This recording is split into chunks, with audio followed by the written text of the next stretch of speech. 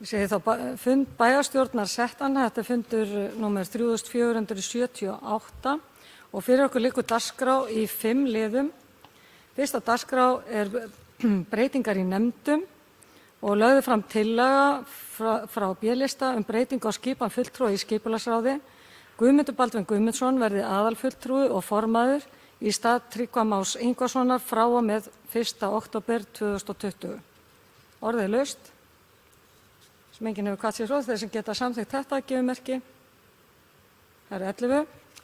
Koma að öðru liða dagskrá stígakerfi Akureyrar aðalskipulagsbreyting til máls tekur bæjarfulltrúi Guðmundur Baldvin Guðmundsson.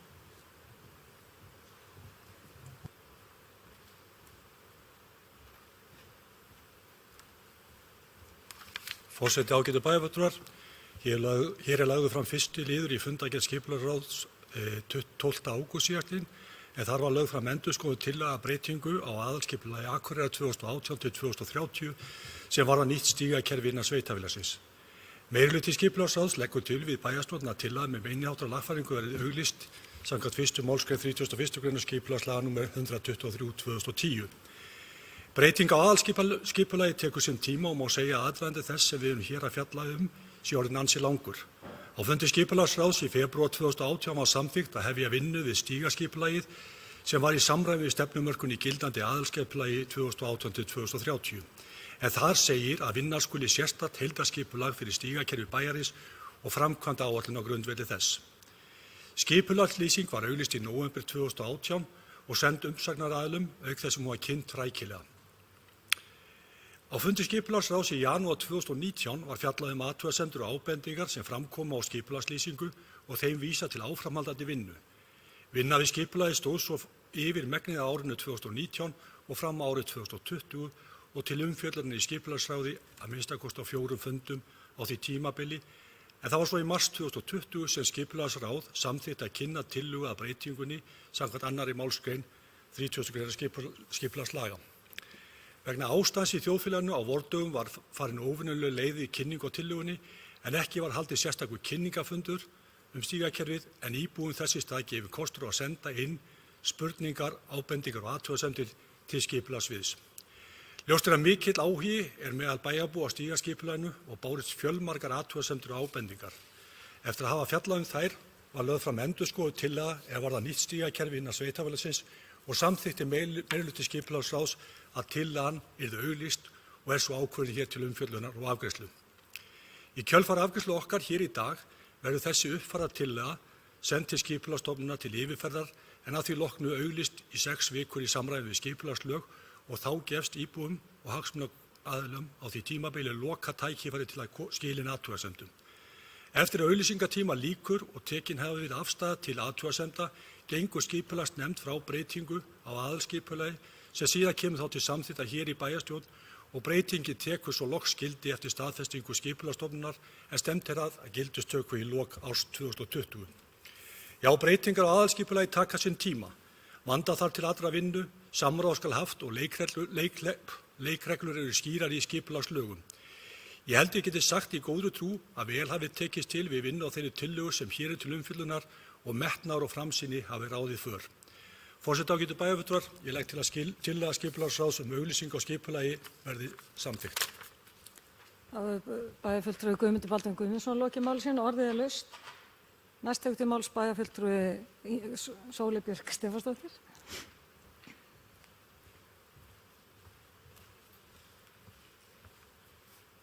Forseti, ágætu bæjarfulltrúar, að ég svona pínulítið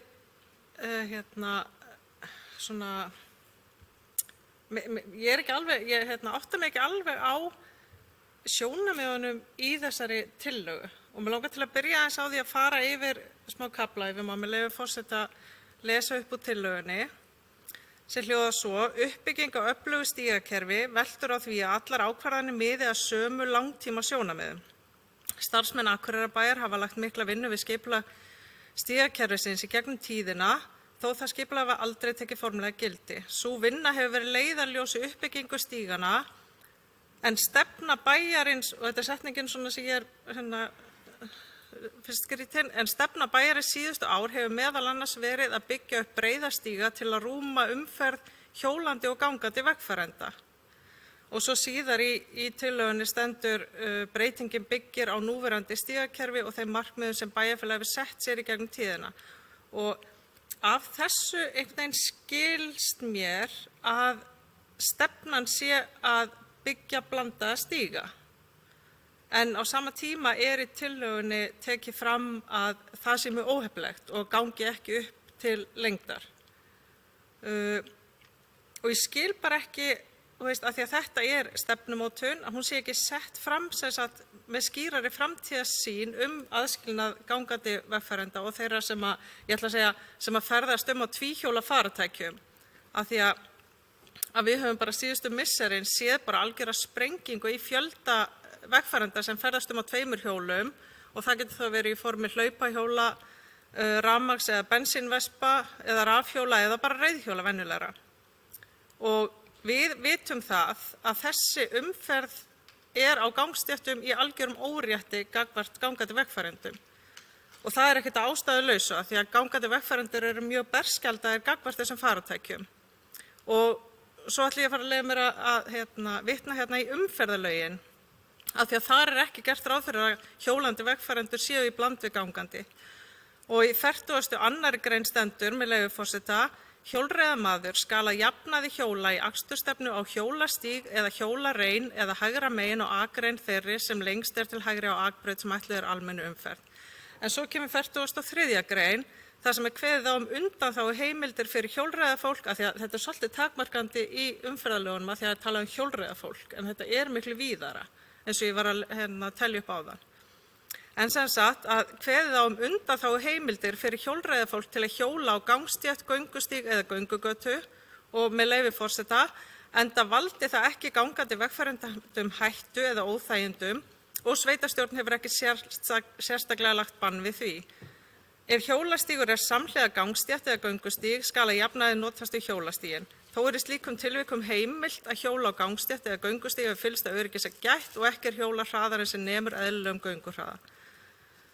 Hjólreiðamaður á gangstétt, göngustíg eða göngugötu skal víkja fyrir gangandi vegfarendum, hann skal gæta ítrustu varkárni og ekki hjóla hraðar en svo að hann geti vikið úr vegi fyrir gangandi vegfarendur sem eiga leið Hann skal gefa hljóðmerki þegar hann nálgast gangandi vegfarendur, bla bla bla.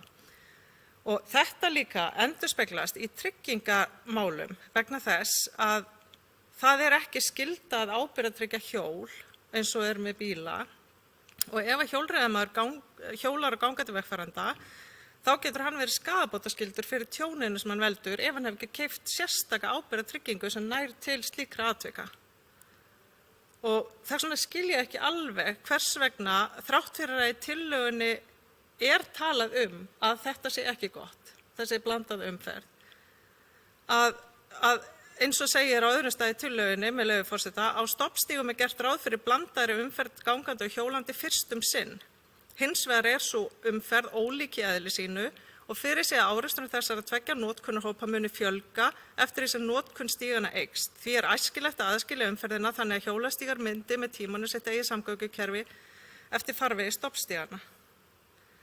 Og mér finnst bara alveg augljóst að með því að setja fram þessa tillögu sem einhvern veginn svona svakalega óljós þetta, bara að einhvern tímann seinna ætlum við að aðskilja þetta, að við erum að draga lappirnar í skipulagsmálum sem að í þróun sem núna þegar komin bara alveg á fullt span í raunveruleikanum.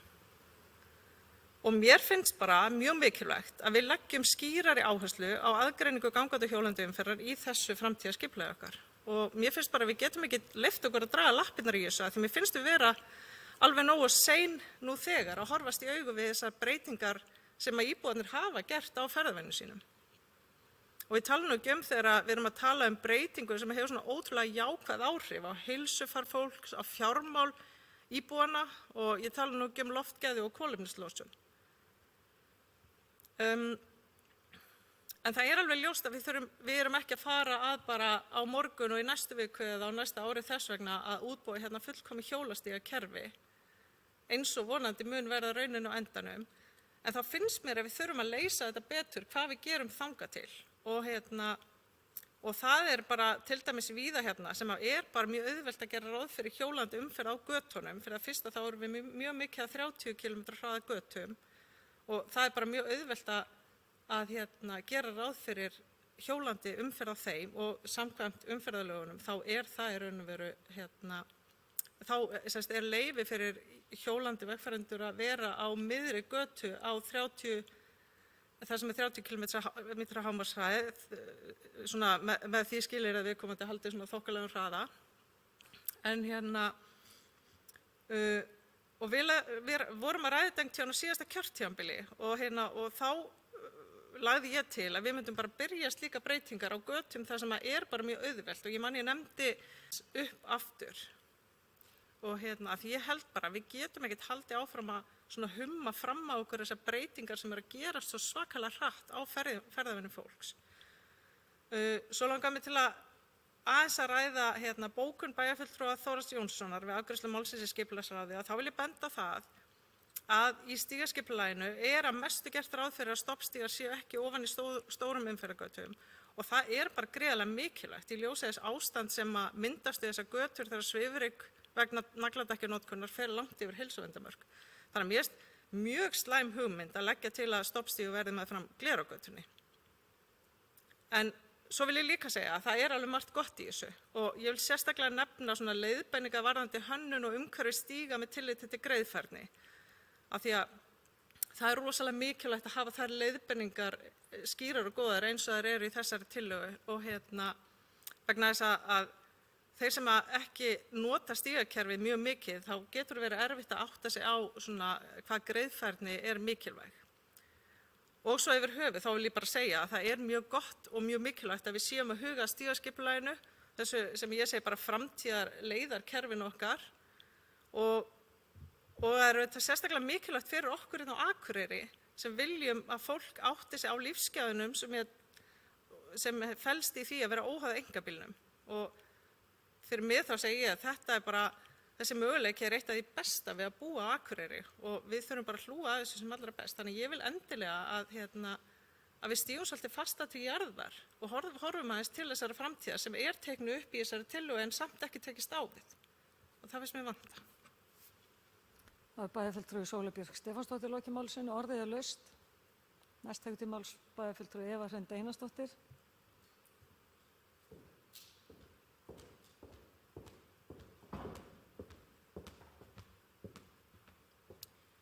Forseti og ágætu bæjarfulltrúar. Ég get svo sem tekið undir hluta því sem að Sóley var að segja varðandi þetta með að búa til sér stíga fyrir hjólinn að þetta hefur náttúrulega verið rætt oft og rætt að hafa í stefnu okkar þannig þetta mitt þegar ég las þetta yfir þetta svona haltu með slepptu mér þannig að sýnin kannski ekkit sett beint þarna fram til lengri tíma hvað það varðar og þetta náttúrulega það sem maður heyrir hjólamenn tala og hefur verið komið með athugasemdir með til okkar en eins og staðan allan að núna þá erum við með þessa blönduðu stíga og það sem við höfum aðeins verið að ræða og verið að horfa til að við þurfum einhvern hátt að tryggja betur öryggið á þeim stígum og við höfum allan að rætt innan Sjálfstæðisflokksins að við erum ekki hrifin af þeirri leið að merkja hlutastígnum fyrir hjólandi vegfarendur og síðan gangandi vegfarendur. Þannig að við viljum frekar bara leggja til að nú þegar þessi umferð orðin svona mikil að við bara leggjum til að hægri umferð verði bara tekin upp og auglýst. Við auglýstum það og við kennum börnunum að á göngustígum og þessum blönduðum stígum og ekki bara börnunum, heldur líka fullorðnum þegar maður sér fólk vera að labba báðum megin, hægra og vinstra megin og þegar fólk í hnapp, það ekki að taka tillit til þess að vera það tekur oft allan stíginn til þannig að það í rauninni óhjákvæmilegt að taka framhjá. Þannig að ef að þetta væri markað sett bara að við ætlum að fylgja þessu þá held ég að við myndum allavega auka öryggið að hluta. Það sem kemur fram í þessari skýrslu sem að mörgu leyti það er margt gott í henni líka, þrátt fyrir að sýnin sé kannski ekki alveg nógu skýr, en þá kemur samt að á nokkrum stöðum fram að tryggja skal skólabörnum örugga gönguleiðir milli heimilis og skóla. Gönguleiðir að skólum skulu vera greiðfærar, öruggar og skipulagðar með þarfir notenda í huga. Og að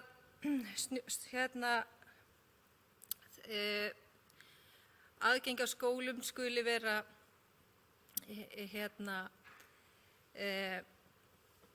mjög gott, en það sem við höfum tekið eftir þegar maður fer og rýnir skiptinguna á þessum stofnstígum og tengistígum, þá eru stofnstígarnir ekki hjá skólunum. Þetta á að tengja skólahverfin að einhver leyti saman, það gerir það, en þessi stofnstígar eru ekki hjá skólunum, sem þýðir það að það eru tengistígar hjá eiginlega öllum skólum bæjarins, sem þýðir það að þær stígar eru ekki í fyrsta forgangi við snjómostur. Þannig að ef við ætlum að vera samkvæm sjálfum okkur og leggja þessar megin áherslu, þá finnst okkur að við eigum að setja snjómostu við skólana í forgang til jafns við stofnstíga. Við ræddum þetta hérna á síðasta kjörtímabili og það var ákveðið að gera þetta þannig, en ef við erum að setja svona plögg frá okkur, þá eigum við líka að hafa þetta inn í plöggunum. Það á að vera þá myndrænt líka og bara í texta að snjómokstur við skólana sé í forgangi jafnt við stofnstíga. Þannig að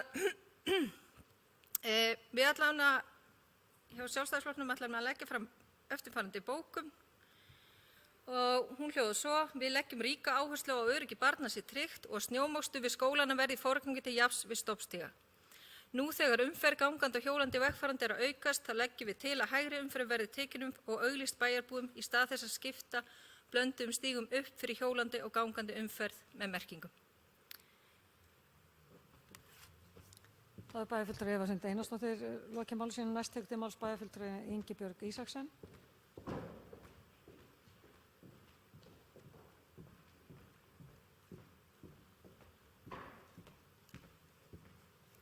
Forseti, ágætu bæjarfulltrúar. Mig langar að byrja á því að fagna því að við séum komin á þetta stig, að við séum að fara að auglýsa þetta stigaskipulag. Vissulega er ýmislegt sem eflaust má betur fara, en þetta skipulag tengist samþykkt umhverfis- og samgöngustefnunnar frá árinu 2016, en þar var lögð áhersla á það að markvisst fari í það að fækka bílum hérna á Akureyri, bæta lýðheilsu bæjarbúa og bjóða upp á fjölbreyttari samgöngumáta. Og eitt atriði var einnig að leggja fram þetta stigaskipulag sem hér lítur dagsins ljós. Það sem verið er að setja fram með skarpari hætti hvernig við sjáum stígana þróast. Ég get að mörgu leyti verið sammála bæjarfulltrúa Sóley það að það þurfi kannski að aðskilja betur þá sem að nýta sér hjól, línuskauta, rafhjól, hvað sem er í rauninni frá gangandi, en eins og ég skil þetta þegar ég las þetta, að þá er þetta byggt á þeim innviðum sem við höfum í dag. Þeir sem fyrir eru. Það er verið að leggja til skynsamlega lausnir, ekki óraunhæfar, þannig að þær væri kannski líklegri og vænlegri til árangurs. Þarna er verið að aðskilja hjólandi umferð frá akandi á helstu stofnleiðum og stefnan auðvitað til þess að auka hlutdeild gangandi og hjólandi með því að nota þessi innviði sem fyrir eru. Þetta er auðvitað langtíma markmið og snýst líka oft þá ákvörðun að breyta ferðamáta. Innviðin þurfa þá vissulega verið til staðar til þess að við getum þetta, en þetta er auðvitað ákvörðun og við vitum það hér inni að hér er yfirleitt, fjölgar sífellt þeim bæjarfulltrúum sem nýta sér hjólreiðar sem samgöngumáta sem má fagna. En þetta er að fara af stað núna og ég held að þetta sé raunhæft og við þurfum að horfa á það líka að við getum unnið samt, jafnt og þétt til langs tíma að þessu og ég held að það sé verið að horfa til þess. Ég get einnig tekið undir líka orð bæjarfulltrúa Evu Hrundar sem að tala að það þyrfti jafnvel líka að auglýsa þetta vel, þetta kenna okkur kannski að nýta þessa stíga betur sem fyrir eru og við getum meðal annars líka nýtt okkur það að kynna þetta betur í skólum bæjarins og þá geta krakkarnir ótrúir kennt okkur fullorðna fólkinu hvernig á að nýta þetta. En ég ætla ekki að hafa meira í bili. Takk. Það er bæjarfulltrúi Ingibjörg Ísaksen lokið máli sínu. Næst tekur til máls bæjarfulltrúi Hilda Jana Gísladóttir.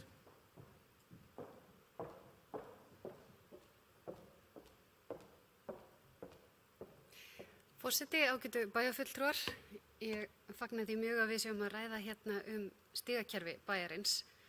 Ég svona persónulega hef einhvern veginn upplifað stigakerfið allt öðruvísi eftir ég fór að ferðast aðalega á hjóli. Já, mikil svona bílakelling. Ég vildi ná bílastæði sem allra næst því sem ég væri að fara inn í, bara í apótekinu, bara helst að ef ég get ekki heyrt inn í húsið þá hefði það verið best. Svo er ég kannski eins og aðrir að skipta skoðun og prófa nýja hluti og þetta er að gerast alveg ótrúlega hratt þessi viðhorfsbreyting, bæði gagnvart útiveru, gagnvart umhverfismálum og gagnvart því að þetta sé bara yfirleitt hægt og tala nú ekki bara tæknin við rafhjólin og nagladekkin og þetta gerist alveg svakalega kvikk. Ég er að mörguleyti mjög ánægð með stígaskipulagið. Ég held að það megi mögulega eftir að taka breytingum. Það gildi frá 2000 þetta er breyting núna á aðalskipulagi 2018 til 2030 og það er vissulega hægt að breyta því aftur. Ég fagnaði sérstaklega að við séum að horfa sérstaklega til þess að lyfta upp hjólandi og gangandi og að það er og síðan og þess að stoppstíga hjóla. Og ég tek undir með bæjarfulltrúa Sóli að ég held að stoppstígarnir eins og inn í Skipagötu sé gott mál, bæði upp á skjól að gera og síðan tengingar til framtíðar. Og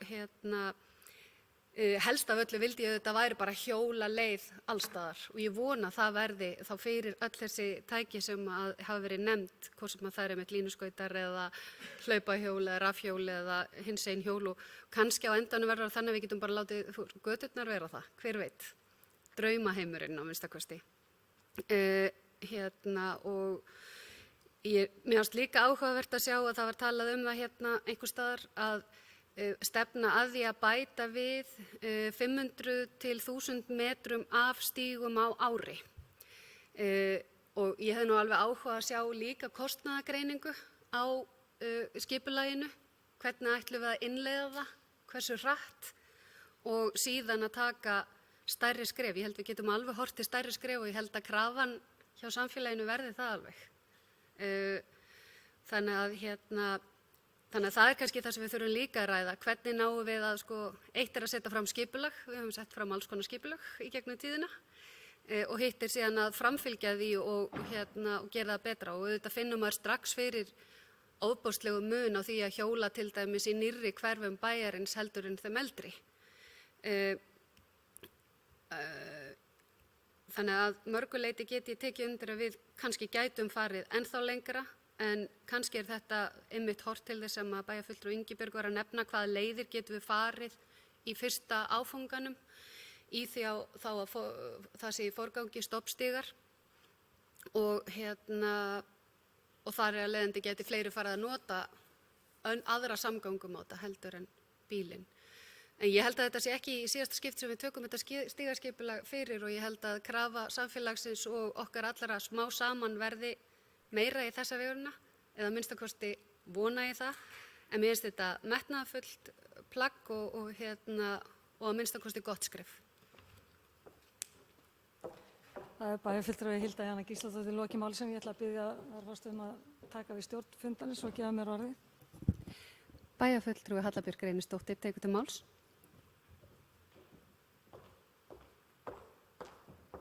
Forseti, ágætu bæjarfulltrúar, ég ætla að byrja á því að fagna bara því að við séum komið með þetta plagg í hendurnar og hrósa fólki þeim öllum sem komið að þessi gerð þessa skipulags. Ég held að ég get tekið undir þessa gagnrýni eða svona, auðvitað getur maður alltaf gert betur. En þarna er verið að setja fram einhverju svona, að mínu mati, raunhæfa áætlun hvernig við getum byggt þetta upp. Þó að krafan verði vissulega og kannski gerist það svo hratt að við þurfum að taka þetta upp aftur og breyta því ef við sjáum að við getum ekki annað. En ég held svona í fyrsta kastið séum við með gott plagg í höndunum. Það kemur fram á, mér langaði bara svona aðeins að nefna að það kemur fram á heimasíðu bæjarins með leyfi forseta að stoppstígar svo sem göngu og hjólastígar milli bæjarhluta fái forgangi hreinsun, það er að segja snjómokstur, ásamt helstu leiðum sem liggja að skólum, leikskólum, strætóbílstöðum og helstu stofnunum bæjarins. Þetta kemur fram á heimasíðunni en eins og bæjarfulltrúi Eva Hrund benti á, kannski ætti þetta eiga að standa einhvers staðar í skipulaginu og það væri þá kannski ekkert mál að breyta því. Ég lít svo á að við sem að setja þetta núna í auglýsingu, það sé hægt að gera athugasemdir og það geti bæjarbúar og við þá öll hent inn og unnið þetta áfram og endalegt plagg geti tekið einhverjum breytingum þó að það veri kannski ekki kollvörpun á því sem er búið að leggja fram hér. Mér hefur fundist svona þegar ég sjálf að nota þessa stíga og ég hef nú kannski, já, bæði sem gangandi og hjólandi, vegfarandi, að það megi brýna bara okkur öll og svona reglurnar sem gilda í því að vera á svona blönduðum stíg. Það kom mér til dæmis, það kom mér svo sem ekkert óvart að gangandi vegfarendur eiga forgang og eiga réttinn, en að þú eigir ekki að taka fram hjá til dæmis gangandi vegfarendur nema á gönguhraða á hjóli til dæmis. Og eitt og annað svona, þú veist, þegar við erum svo með blandaða stíga með reiðmennu líka, þessast hestastígar, reiðstígar, gangandi, hjólandi og allt þetta sameiginlega. Nýji stígurinn eða sunnan við völlinn, skilur, sem er allir útataður í taði, hrossataði. Hvernig ætlum við að ganga þetta til, þú veist, þetta liggur að mínum mati þá kannski bara mögulega undir skemmdum þegar ég træðist niður þarna endalaust og það er enginn sem hreinsar þetta, svona að sumri til og við séum kannski einhvern tímann að hreinsa snjó. Þannig að það er svona ýmsar reglur sem við þurfum held ég að fara bara að skoða og koma okkur upp og hvort sem við tökum upp hægri reglu sem ég tel að hún sé í raun gildi, bara svona eins og í umferðarlögum, það er hægri regla á göngustígum. Þá er líka eitt sem maður getur bent gangandi vegfarendum á sem eru með heyrnartól í eyrunum og heyri ekki þó að sé hringt bjöllu og bregður alltaf þegar tekið fram úr. Þannig að það er svona, ég held við þurfum öll að horfa aðeins í eigin barm þessa sambúð okkar á þessum stígum, á hvaða tæki sem við erum að ferðast á og ég segi bara, þú veist, mér finnst þetta að mörgu leyti og svona allflestu leyti bara frábært plagg, frábært að vera komin hingað. Þetta verður sett í auglýsingu og þá getum við gert svona smávægilega breytingar og sem að vonandi þá bara rata inn í lokaskjalið og við höfum eftir að þá að ræða þetta aftur hér í bæjarstjórn. Bæjarfulltrúi Halla Björk Reynisdóttir hefur lokið máli sínu og færi inn aftur stjórn fundarins. Takk fyrir það. Næst hefur til mál bæjarfulltrúi Guðmundur Baldvin Guðmundsson.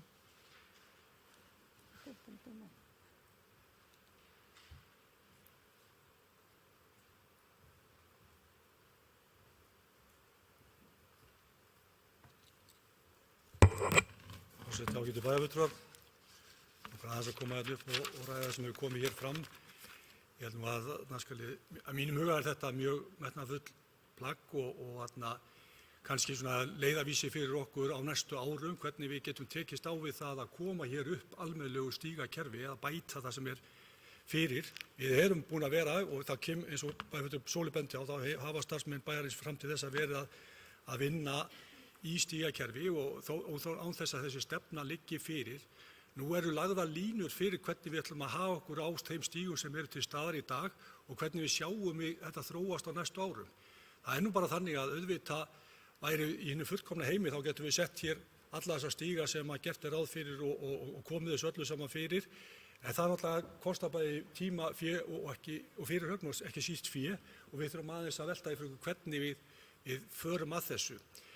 Ég held í rauninni að við eigum í samhliða þessu náttúrulega að taka þetta inn í framkvæmdaáætlun næstu ár og við þurfum að setja mark okkar á það að við séum að fara að vinna eftir þessu skipulagi sem er mjög metnaðarfullt og ég held að við höfum bara mjög góð tækifæri og gott plagg til að vinna eftir. Þannig ég er svona ekki alveg að taka undir það sem menn að segja. Varðandi Tryggvabrautina sem bæjarfulltrúi Sóli bendir á þá er gert ráð fyrir því í þessu skipulagi. Það líka kemur alveg skýrt fram í þessu skipulagi að ef að til að mynda í 30 km götum þá geti fólk og eigi fólk jafnvel að hjóla á götunum ef að það kæris og mér finnst að ástæða þess að fara að setja sérstaklega merktar hjólastíga við hliðina á 30 km götu kannski ekki vera forgangur þess að fólk geti bara hjólað út á götunum þeir sem vilja vera og vilja treysta sér ekki til á stígum og vilja fara hraðar Þannig að ég held að það sé hægt að nota 30 km götunar og ég sjálfur sem hjóla nokkuð, ekki mikið, jafn mikið eins og bæjarfulltrúi Sóli og bæjarfulltrúi Hilda en er þó á hjóli og Mér finnst í rauninni þegar ég kem á 30 km götu betra bara jafnvel að vera út á götunni heldur en á stígum. Það líka hægri réttur í blönduðum stígum og ég fatt ekki alveg tillögu eða bókun sjálfstæðismanna hér í dag að þeir eru að tala merkingar á blönduðum stígum. Það talað hér í skipulaginu að á stoppstígum þar sem blönduð umferð gangandi og hjólandi verkferðanda gildir almennt hægri umferð. Það sagt hér, ég veit ekki hvort þeir eru að árétta það, og gagnkvæmt tilvísemi til að undirstrika hægri umferð möguleiki að merkja stígana með leiðbeinandi örvum eða skiltum. Það ekki verið að tala það að aðgreina hjólandi og gangandi umferð á þessum blönduðu stígum. Þannig ég ekki alveg að átta mig á hver tilgangur var með bókunni eða hvað þeir eru að kalla fram á. Kannski gott að fá skýringu bæði fulltrúa Evu á því hvað það átt við. Eins finnst mér svolítið sérstakt eða ekki sérstakt þar á geta árétta það og kannski á það að koma þarna inn í að snjómokstur í kringum skóla eigi að vera í forgangi af því að bæði fulltrúa Eva benti á að þessi tengistígar væru ekki í forgangi en það hins vegar í reglum snjómokstur bæjarins búið að árétta það að stígar í nágrenni skóla eigi að njóta forgangs. Þannig að það er svo sem allt í lagi að árétta það. Það í reglunum og kannski ætti það að koma inn í þessa greinargerð hérna eða þetta aðalskipulag og ekkert að því að bæta þeim texta við. En hins vegar það svolítið sjá okkur í dag að tengistígar í nágrenni skóla eru í forgangi eins og við vitum og höfum allir bæjarfulltrúar verið að fylgjast með á síðustu árum og hefur verið stór aukið og til mikil að bóta. En ég held aftur á móti að þetta sé plagg sem við getum verið sátt við. Ég held að þetta sé plagg sem að gefa okkur tækifæri til þess að vinna til framtíðar og ég gefa okkur líka til þess að plagg svona til þess að skipuleggja betur hvernig við viljum láta þetta þróast. Takk. Það bæjarfulltrúi Guðmundur Baldvin Guðmundsson. Lokið máli sín, næst tekur til máls bæjarfulltrúi Þórhallur Jónsson.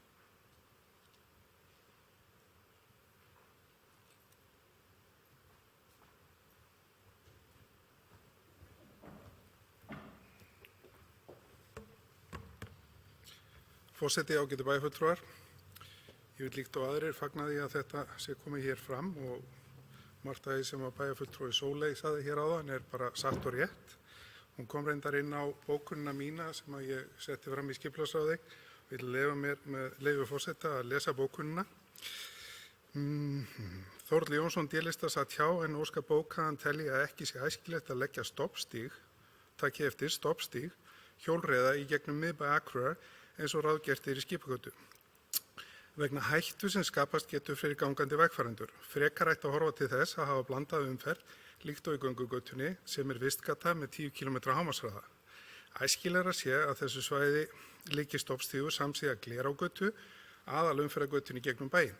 Ég ekki að segja að það geti ekki verið einhver stígur í skipagötu, en ég að segja að það óæskilegt að þessi stoppstígur vegna þess að þegar við horfum til stoppstíga og sérstaklega hjólreiðamenn sem eru orðin ákveðin þrýstingshópur hér í bæ og víðar, að þá bara telja þeir sig eiga réttin og sem vissulega rétt, en þetta skapar ákveðna hættu.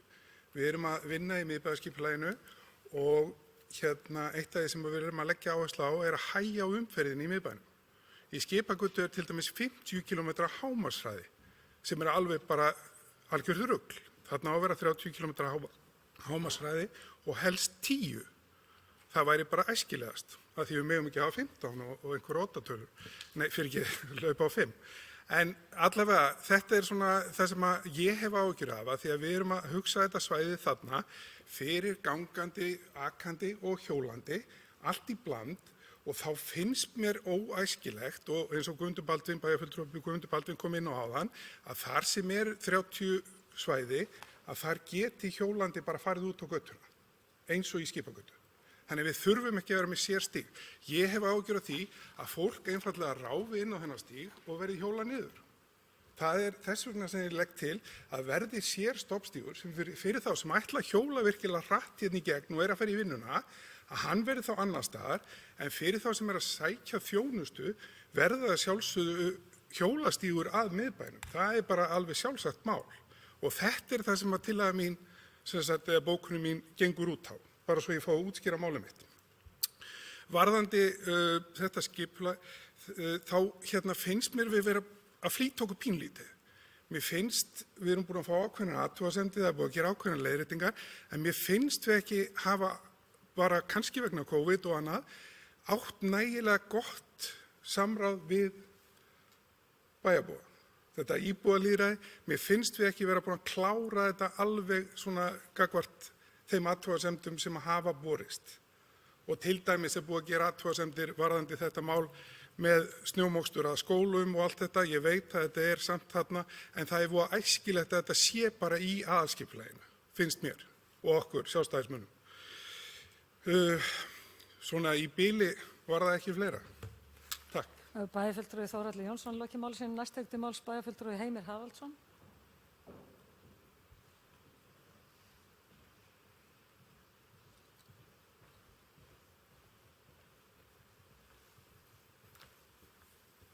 Forseti, ágætir bæjarfulltrúar, mig langar að lýsa ánægju minni með nýtt stígaskipulag sem er í takt við það umhverfi sem við erum að sjá í samgöngumynstri fólks.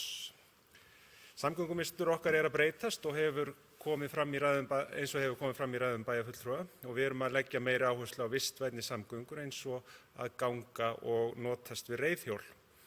Vegalengdir eru stuttar á Akureyri og þannig að ganga og hjóla er raunhæfur kostur. Flest börn búa stutt frá sínum grunnskóla og geta gengið í skólann.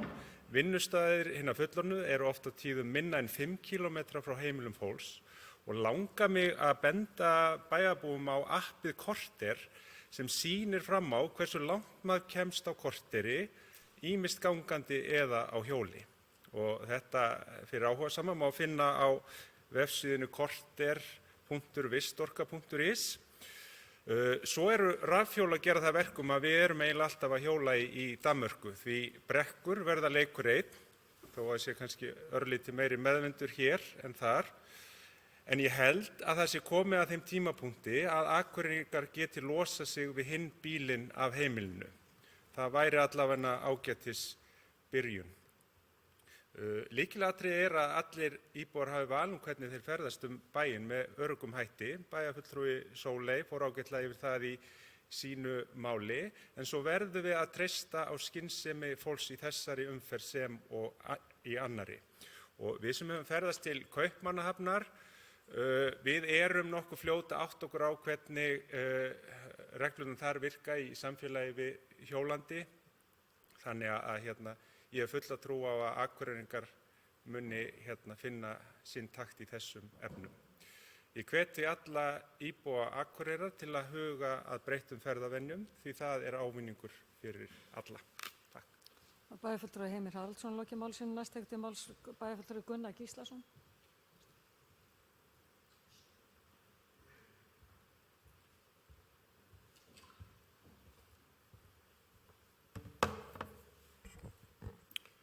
Forseti, ágætu bæjarfulltrúar, svona aðeins til þess að svara ábendingum bæjarfulltrúa Guðmundar, orðnum formanni skipulagsráðs. Þá stendur á blaðsíðu 22 í þessari greinargerð þarna. Á stígum B gerð er gert ráð fyrir því að umferð gangandi, vegfarenda og hjólreiða fólks verði aðgreind með hvítri línu og vegrifflum á breiðum malbikuðum stíg. Þessi gerð stíga getur verið örugg og hagkvæm í rekstri þessi nægjanleg svæði til að byggja upp 4,5–6 metra breiðan stíg. Sko, það er kannski þessi punktur sem við erum aðeins bara að benda á. Þetta var töluvert rætt í umhverfis- og mannvirkjaráði fyrir 2–3 árum. Þá vorum við að ræða svona merkingar á stígum og velta því fyrir okkur hvort það væri ástæða til þess að mála línu á miðja stígana til þess að skipta þó umferðinu annars vegar í hjólabraut og hins vegar gangandi. Hins vegar komu þá fram upplýsingar það að í Reykjavík væri þetta ekki að gefast vel þar sem menn hafa reynt þetta vegna þess að þetta skapaði raun meiri hættu heldur en hitt. Vegna þess að gangandi vegfarendur væru að færa sig út á reiðhjólastíginn og öfugt, þar að leiðandi væri bara meiri hætta því að fólk gætti ekki nægilega vel að sér á hjólunum af því að þeir teldu leiðina greiða. Og það er eiginlega út frá þessum punkti sem við erum að benda bara hreinlega á þetta í þessu skipulagi að þetta sé bara hreinlega ekki gert með þessum hætti á Akureyri.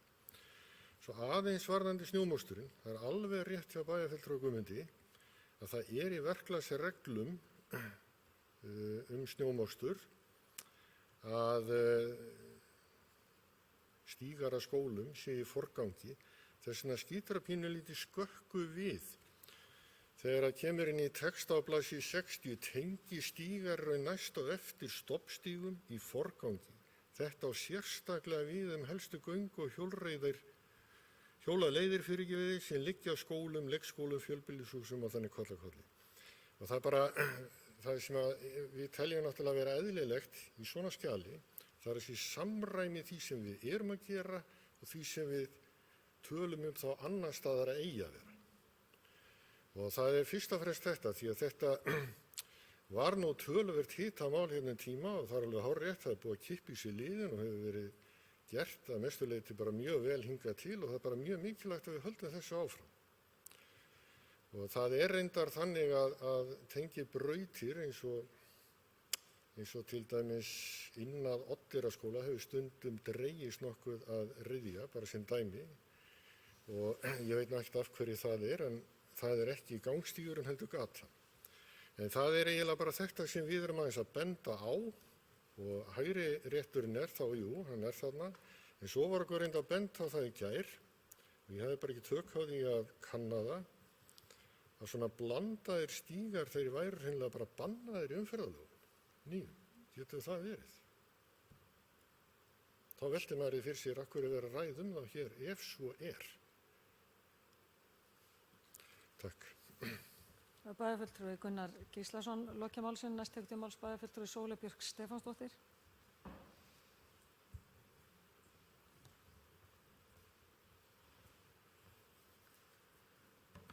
Forseti, ágætu bæjarfulltrúar.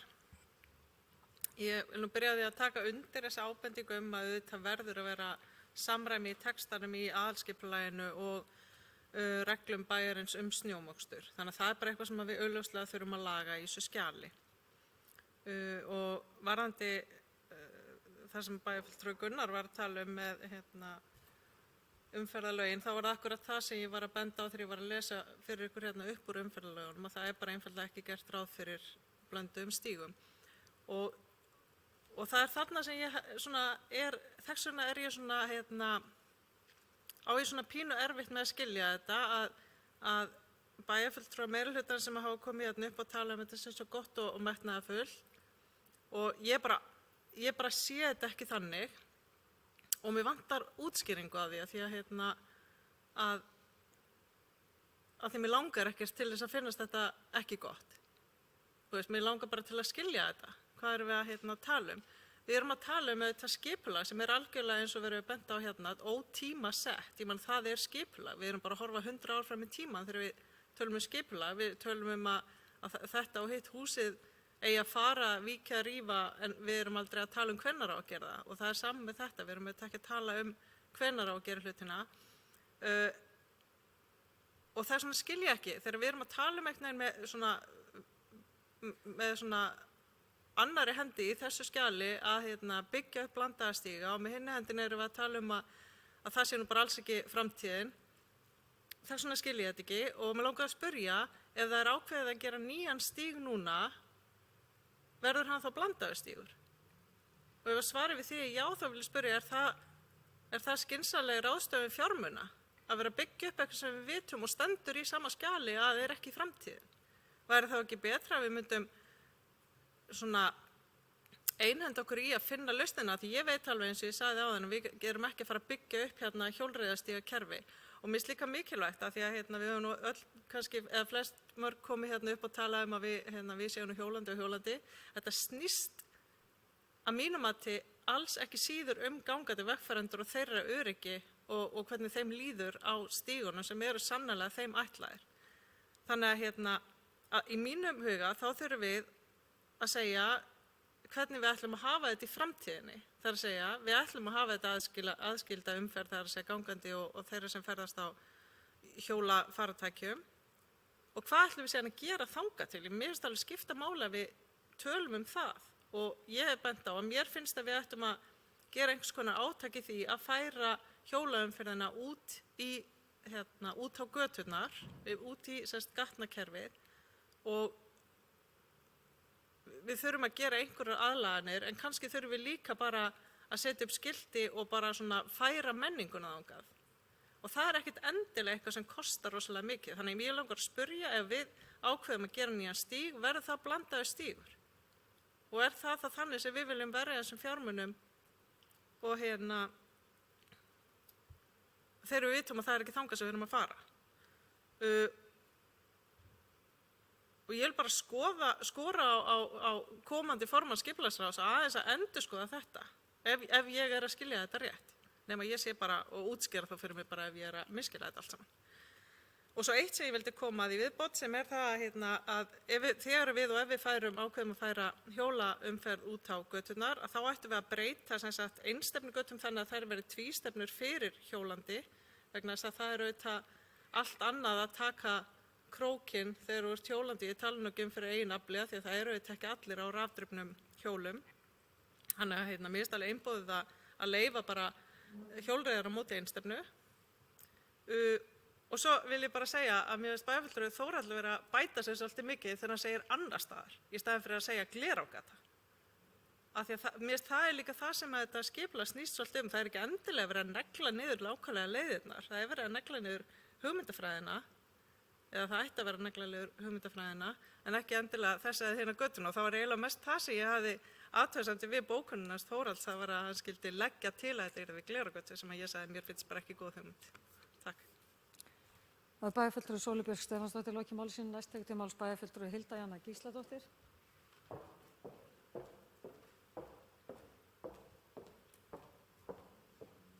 Forseti, ágætu bæjarfulltrúar, ég veit ekki, ég las þetta góða skjal sem er ansi langt.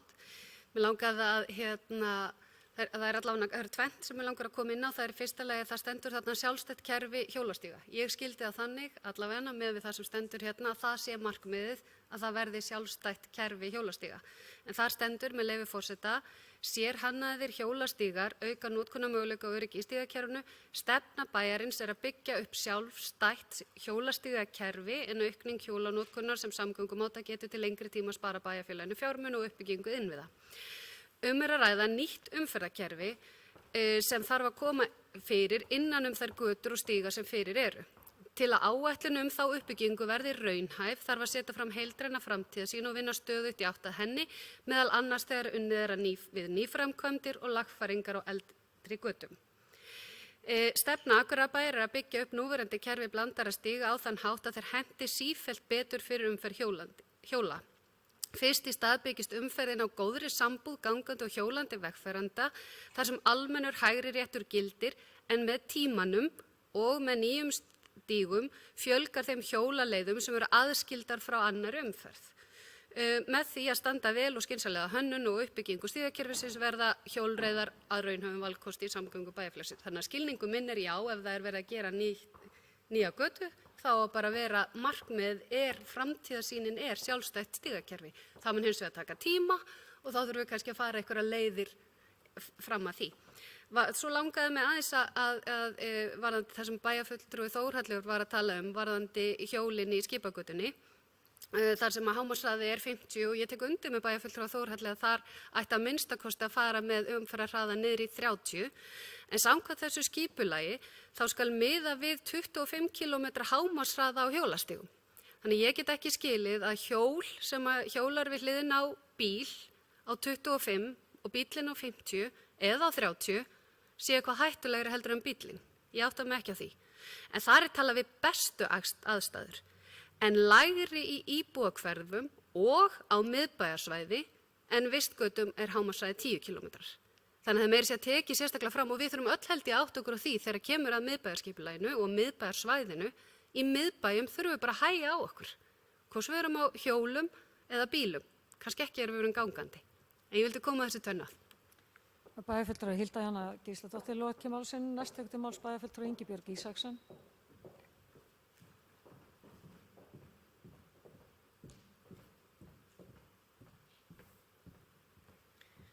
Forseti, ágæti bæjarfulltrúar, ég ætla nú ekki að fara mikið að lengja umræðuna en fundinum hefur borist bréf. Ég sendi aðeins smá fyrirspurn á formann skipulagsráðs líka, fráfarandi, en hann segir það sjálfur rétt, það er ekki gert ráð fyrir því að til séu blandaðar leiðir samkvæmt núgildandi umferðarlögum, þannig að það þýðir það að hjólandi eru eftir sem áður gestir á stígum sem eru ætlaðir gangandi. Það er alveg hárrétt. En það er nú samt þannig að það er verið að vinna þetta í þrepum og það er verið að aðskilja alla stoppstíga og tengistíga. Nýir stígar eru alltaf gerðir eftir þeim formerkjum og það er rauninni þannig að við erum að nota innviðin okkar og að því við erum ekkert að fara í mikla framkvæmdir með nýja stíga núna þá verðum við að nota það áfram og hafa þetta blandað enn sinn. En það er gert ráð fyrir því að í öllum nýjum og endurbættum stígum verður aðskilið pláss fyrir hjólandi og annars vegar gangandi eða hins vegar gangandi. Það að fara í aðskilna á stígakerfinu strax í dag er kostnaður upp á marga milljarða og mér skilst að það myndi bara hreinlega drepa verkefni strax og það væri þá ekkert að gert. Þannig að það er betra kannski að gera þetta í skrefum.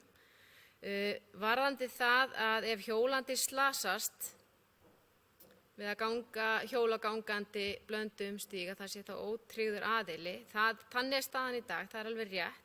En tryggingafélögin eru að mér skilst að vera að tækla þetta á mismunandi hátt. En við hljótum að vera sammála því, öll hérna inni, að núverandi staða er kannski ekkert ásættanleg. Við viljum vinna þetta áfram og við viljum gera þetta umhverfi meira aðlaðandi fyrir hjólandi og gangandi og þetta er allavega tillagan enn sinn. Og ég svona fyrir mitt leyti vil gjarnan taka undir það að senda þetta í auglýsingu. Takk. Bæjarfulltrúi Ingibjörg Ísaksson lokið máli sínu. Næst tekur undir máls bæjarfulltrúi Guðmundur Baldvin Guðmundsson.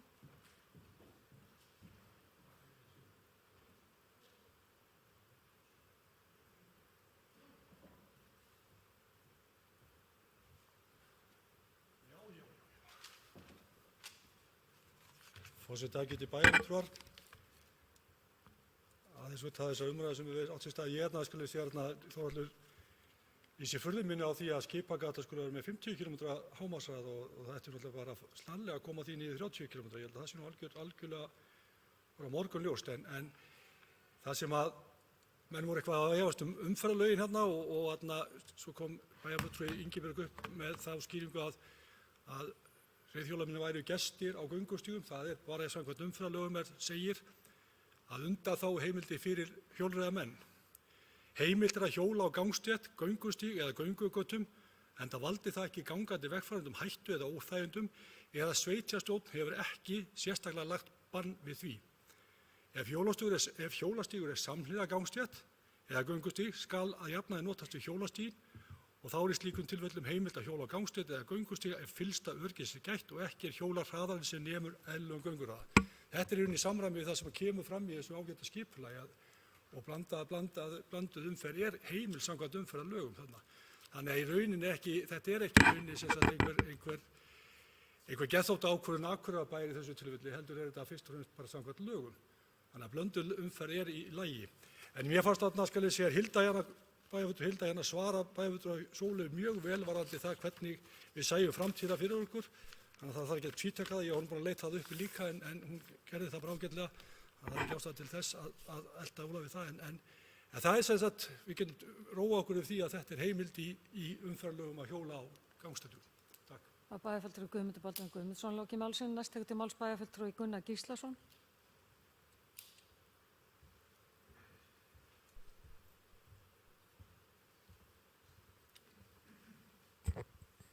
Forseti, ágætu bæjarfulltrúar.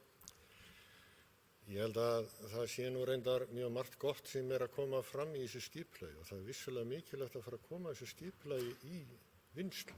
Ég get algjörlega tekið undir það. Ég hins vegar skil alveg þessi sjónarmið sem að bæjarfulltrúi Sóleyju er að varpa hérna fram það hvort að við ætlum að fara að setja það inn í skipulag að hér verði einhverju blandaðir stígar til framtíðar. Eða þannig skil ég hennar málflutning. Og það er þá bara eitthvað sem að fer þá út. Við erum búin að leggja fram hérna bókum með þessu en ég held ég samþykki það að þetta fari í auglýsingu. Það þýðir bara einfallega það að við fáum örugglega fullt af athugasemdum Mér finnst það bara eðlilegt að málið verði það bara unnið áfram í þessu skipulagsferli út frá þeim athugasemdum sem koma inn og við tökum svo bara endanlega svona afstöðu til þess hvað okkur finnst það endanlega plagg sem að birtist. Það að sjálfsögðu alveg rétt og þetta eru hjólreiðamenn gestir á göngustígum en maður hefur nú stundum á tilfinningunni að þeir haldi það að þeir séu með réttinn en hinn gangandi ekki, miðað við það hvernig þeir hjóla fram hjá mönnum.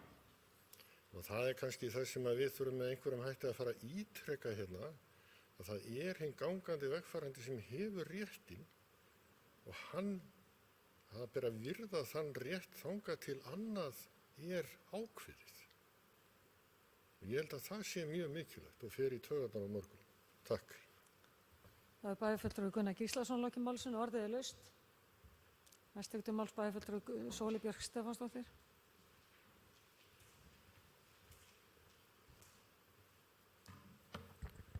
Forseti, ágætu bæjarfulltrúar. Það nú beðast afsökunar á því fyrst að hafa talað svona óskýrt hérna í upphafi þegar ég var að lesa upp úr umferðarlögunum. Ég segir að það hefur ekki náð eyrum allra, en ég þakka bæjarfulltrúa Guðmundi fyrir að endurtaka það. Og þá einmitt að leggja áherslu á það að þetta er undanþágu ákvæði sem var verið að lesa upp hérna í grein 43 í umferðarlögum og að í grein 2 er auðvitað gert ráð fyrir að hjólandi séu ekki á gangstígunum. En ég gaf það aldrei viljandi í skyn að var að ræða ólöglegt athæfi þegar hjólandi væru á gangstéttum. En það sem hefur komið hérna framhjá sem að bæjarfulltrúi Gunnar Gíslason benti á var að í Reykjavík hafa verið gerðar tilraunir með aðskilnað hjólandi og gangandi vegfaranda með línu. Sem sagt, einn stígur sem er skipt upp. Og það hefur því miður ekki gefið góða raun og vegna einmitt þeirra ástæðna sem að bæjarfulltrúi Gunnar sagði hérna frá. Og það er líka það, sko, og þegar ég tala um aðskilnað þá er ég ekki að tala um línu og kannski var ég bara mjög óskýr með það. Þegar ég er að tala um aðskilnað þá er ég að tala um syngvatstíginn. Hvernig svo sem, sko, ég er ekki að segja að það þurfa að vera 5 metrar á milli, en það þarf að vera mjög skýr aðskilnaður. Og það get ég einhvern veginn ekki séð í þessari tillögu hvernig á að framkvæma þennan aðskilnað vegna þess að í mínum huga er svona málulína og jafnvel þó að segja einhver fræsingar á milli, það er bara ekki nóg, það þarf að vera mjög skýrt og það er þarna sem ég held að við séum að svona feila á því að setja fram skýra sýn aðskilnað þegar að síðan kemur að nýframkvæmdum. Og svo líka það sem að mér finnst bara vanta þarna og það er kannski bara mín pólitíska sýn sem að stangast af annara og þá er það þannig. En sem sagt þetta með að við ættum að færa hjólandi umferðina í gegnum þetta skipulag þar að segja út á göturnar. Það finnst mér að eigi bara að vera skýrara og hvernig við þá ætlum að gera það. Og það er það sem mér finnst vanta. Og en ég er auðvitað búin að standa hérna og tala um bara það sem mér finnst að þessu og ég hef ekkert sérstaklega komið inn á, þó ég hef gert það svona aðeins í upphafi að það sem er gott í þessu, en það er ýmislegt eins og ég nefndi á hann. Það er bæjarfulltrúi Sóli Björk Stefánsdóttir lokið máli sínu, orðið er laust. Næst tekur til máls bæjarfulltrúi Guðmundur Baldvin Guðmundsson.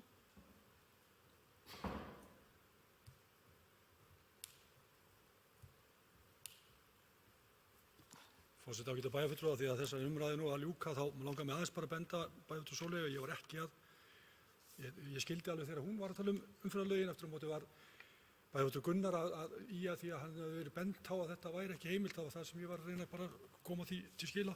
En ég held að þetta bara mjög skemmtilega umræður, finnst mér.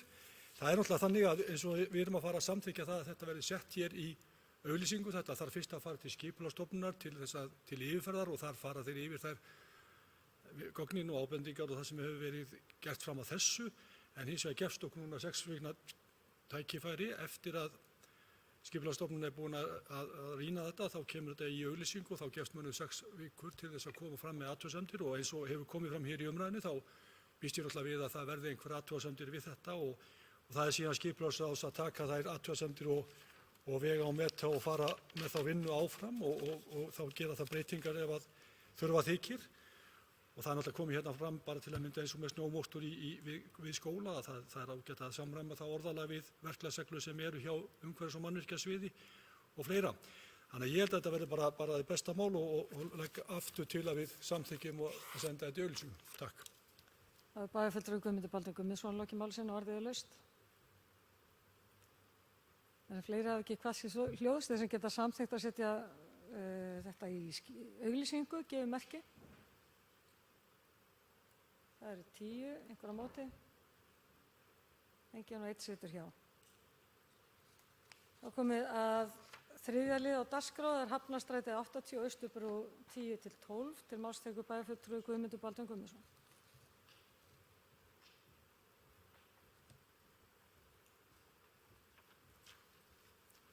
Forseti, ágætu bæjarfulltrúar, hér er lagður fram liður 7 í fundargerð skipulagsráðs frá 27. ágúst síðastliðnum, en þar var lagt fram minnisblað þar sem sett er fram tillaga að útfærslu á hugmyndasamkeppni lóðirnar Austurbrú 10-12 og Hafnarstræti 80. Skipulagsráð leggur til við bæjarstjórn að auglýsa lóðirnar í samræmi við útfærslu sem fram kemur í minnisblaðinu. Jafnframt leggur skipulagsráð til að gatnagerðargjald af lóðinu verði 10% af grunni gatnagerðargjalds. Óhætt er að segja að þær lóðir sem hér eru til umfjöllunar eigi sér nokkuð langa sögu. Deiliskipulag vegna reitsins var samþykkt á árinu 2012. Árabil hefur staðið til að byggja á þessum reitum annars vegar íbúðarhúsnæði á Austurbrúarlóðinni og hótel á lóðinni Hafnarstræti 80. En ekkert varð af þeim áformum og nú hefur lóðunum verið skilað. Í gildandi deiliskipulagi svæðisins er gert ráð fyrir að byggja megi íbúðarhúsnæði alltaf 2744 fermetra á lóðinni Austurbrú og á Hafnarstrætislóðinni er gert ráð fyrir að byggja megi 5910 fermetra hótel. Skipulagsráð hefur fjallað málið og tillaga sem hér er sett fram er á þá leið að auglýst verði eftir þróunaraðilum uppbyggingu á lóðunum. Er gert ráð fyrir að hægt verði að gera breytingar á skipulagi til þess að koma til móts við hugmyndi þróunaraðila uppbygginguna. Þróunaraðilar eru ekki bundnir af núverandi skipulagi hvað varðar tegund húsnæðis en almennt skal leysa bílastæðisstörf innan lóðar til að mynda með gerð bílastæðiskjallara. Þá er einnig gert ráð fyrir að skilmálar fjölda hæða verði óbreyttir.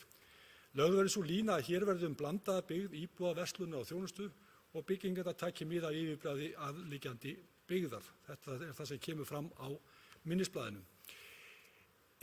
Skipulagsráð gerir að tillögu sinni að gatnagerðargjald á lóðunum verði 10% af grunni gatnagerðargjalds. Samkvæmt gildandi gjaldskrá er gatnagerðargjald vegna íbúða af fjölbýli 5% og 7,5% af verslunar og skrifstofuhúsnæði. Þó getur bæjarstjórn ákveðið að af tilteknum lóðum í miðbæ, þar sem gert er sérstakt átak til uppbyggingar, verði gatnagerðargjald alltaf 15% af byggingarkostnaði, fermetra vísitölu húsnæði fjölbýlis. Er tillaga skipulagsráðs 10% gatnagerðargjald byggð á þessari heimild. Leggja til við bæjarstjórn að tillaga skipulagsráðs að auglýsa lóðirnar í samræmi við útfærslu og að 10% gatnagerðargjald verði samþykkt. Takk. Það er bæjarfulltrúi Guðmundur Baldvin Guðmundsson lokið máli sinni og orðið er laust. Sem enginn hefur næst til máls bæjarfulltrúi Þórhallur Jónsson.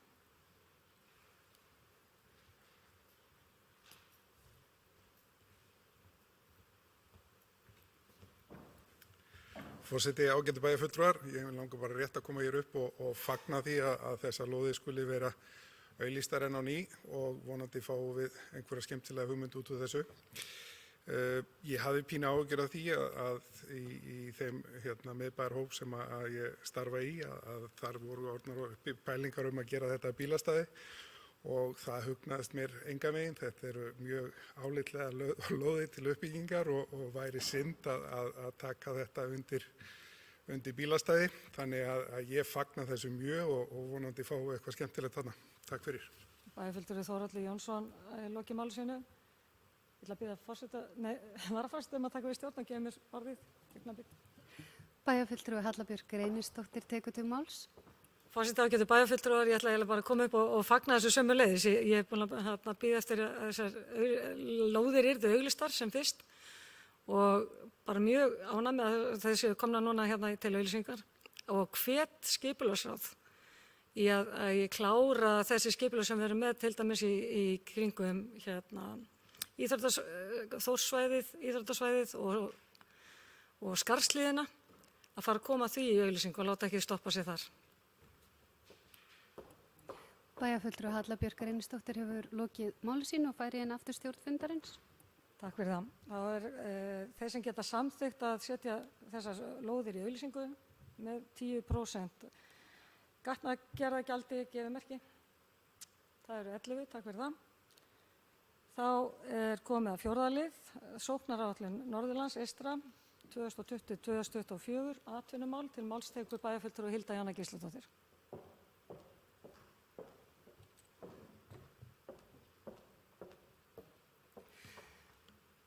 Forseti, ágætu bæjarfulltrúar, á fundi bæjarráðs á dögunum fórum við að ræða aðeins atvinnumál á svæðinu og í kjölfarið ræddum við að það væri tilvalið að taka umræðu sóknaráætlun með fókus á atvinnumál í því skyni að skapa umræður atvinnumál og ekki síst núna þegar að formlega kreppa skollin á og síðan auðvitað vegna byggðaþróunar almennt. Ég ætla að renna hérna og ég með glærur ykkur til yndisauka bara til þess að við getum reyna að koma sem mestu til skila. Til að byrja með bara rétt til upprýfunar þá er Norðurland eystra, þetta er svæði sóknaráætlunar sem tilheyrir 13 sveitarfélög, þar hefur 1 sveitarfélag Tjörneshreppur sagt sig úr félaginu, en þetta er liðlega 30.000 íbúar. Við erum á þessu svæði 8,5% landsmanna sem er áhugavert að skoða í því samhengi við skoðum árið 2000, þá voru við 10,5% landsmanna. Þannig að hlutfallslega hefur okkur fækkað úr 10 í 8,5 á sama tíma og íbúum á tímabilinu hefur hins vegar fjölgað, þar að segja frá árinu 2000. Langmest fjölgun frá árinu 2000 hefur verið á Akureyri eða 8,5% en einnig var fjölgun í Skútustaða og Svalbarðsstrandarhreppi og í Hörgár og Eyjafjarðarsveit en í öðrum sveitarfélögum þá fækkaði íbúum á þessu tímabili.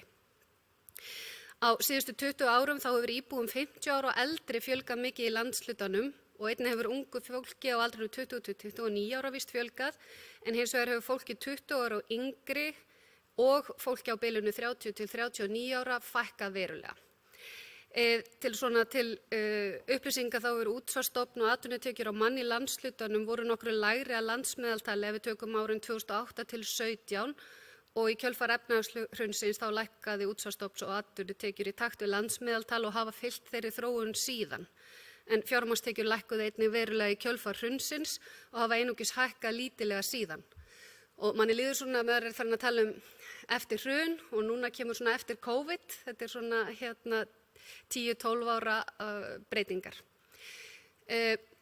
Sóknaráætlun, þið þekkið væntanlega öll til hennar og hafið langflest ef ekki öll átt aðkoma að því að búa hana til, en sóknaráætlun er í rauninni, má segja að skiptist í 4 hluti. Það er þessi stöðumat landshlutans, í hvaða stöðu erum við í dag, hver er framtíðarsýnin og hver eru markmiðin í tilgreindum málaflokkum og þá skilgreindar leiðir að markmiðunum.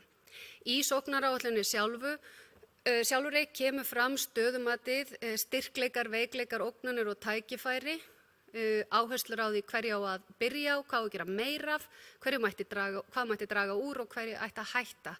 Og ég bendi ykkur endilega á sóknaráætlun til þess að lesa það nánar.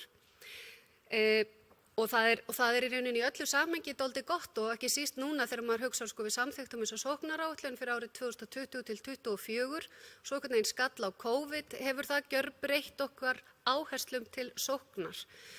Og við þurfum aðeins kannski að melta það.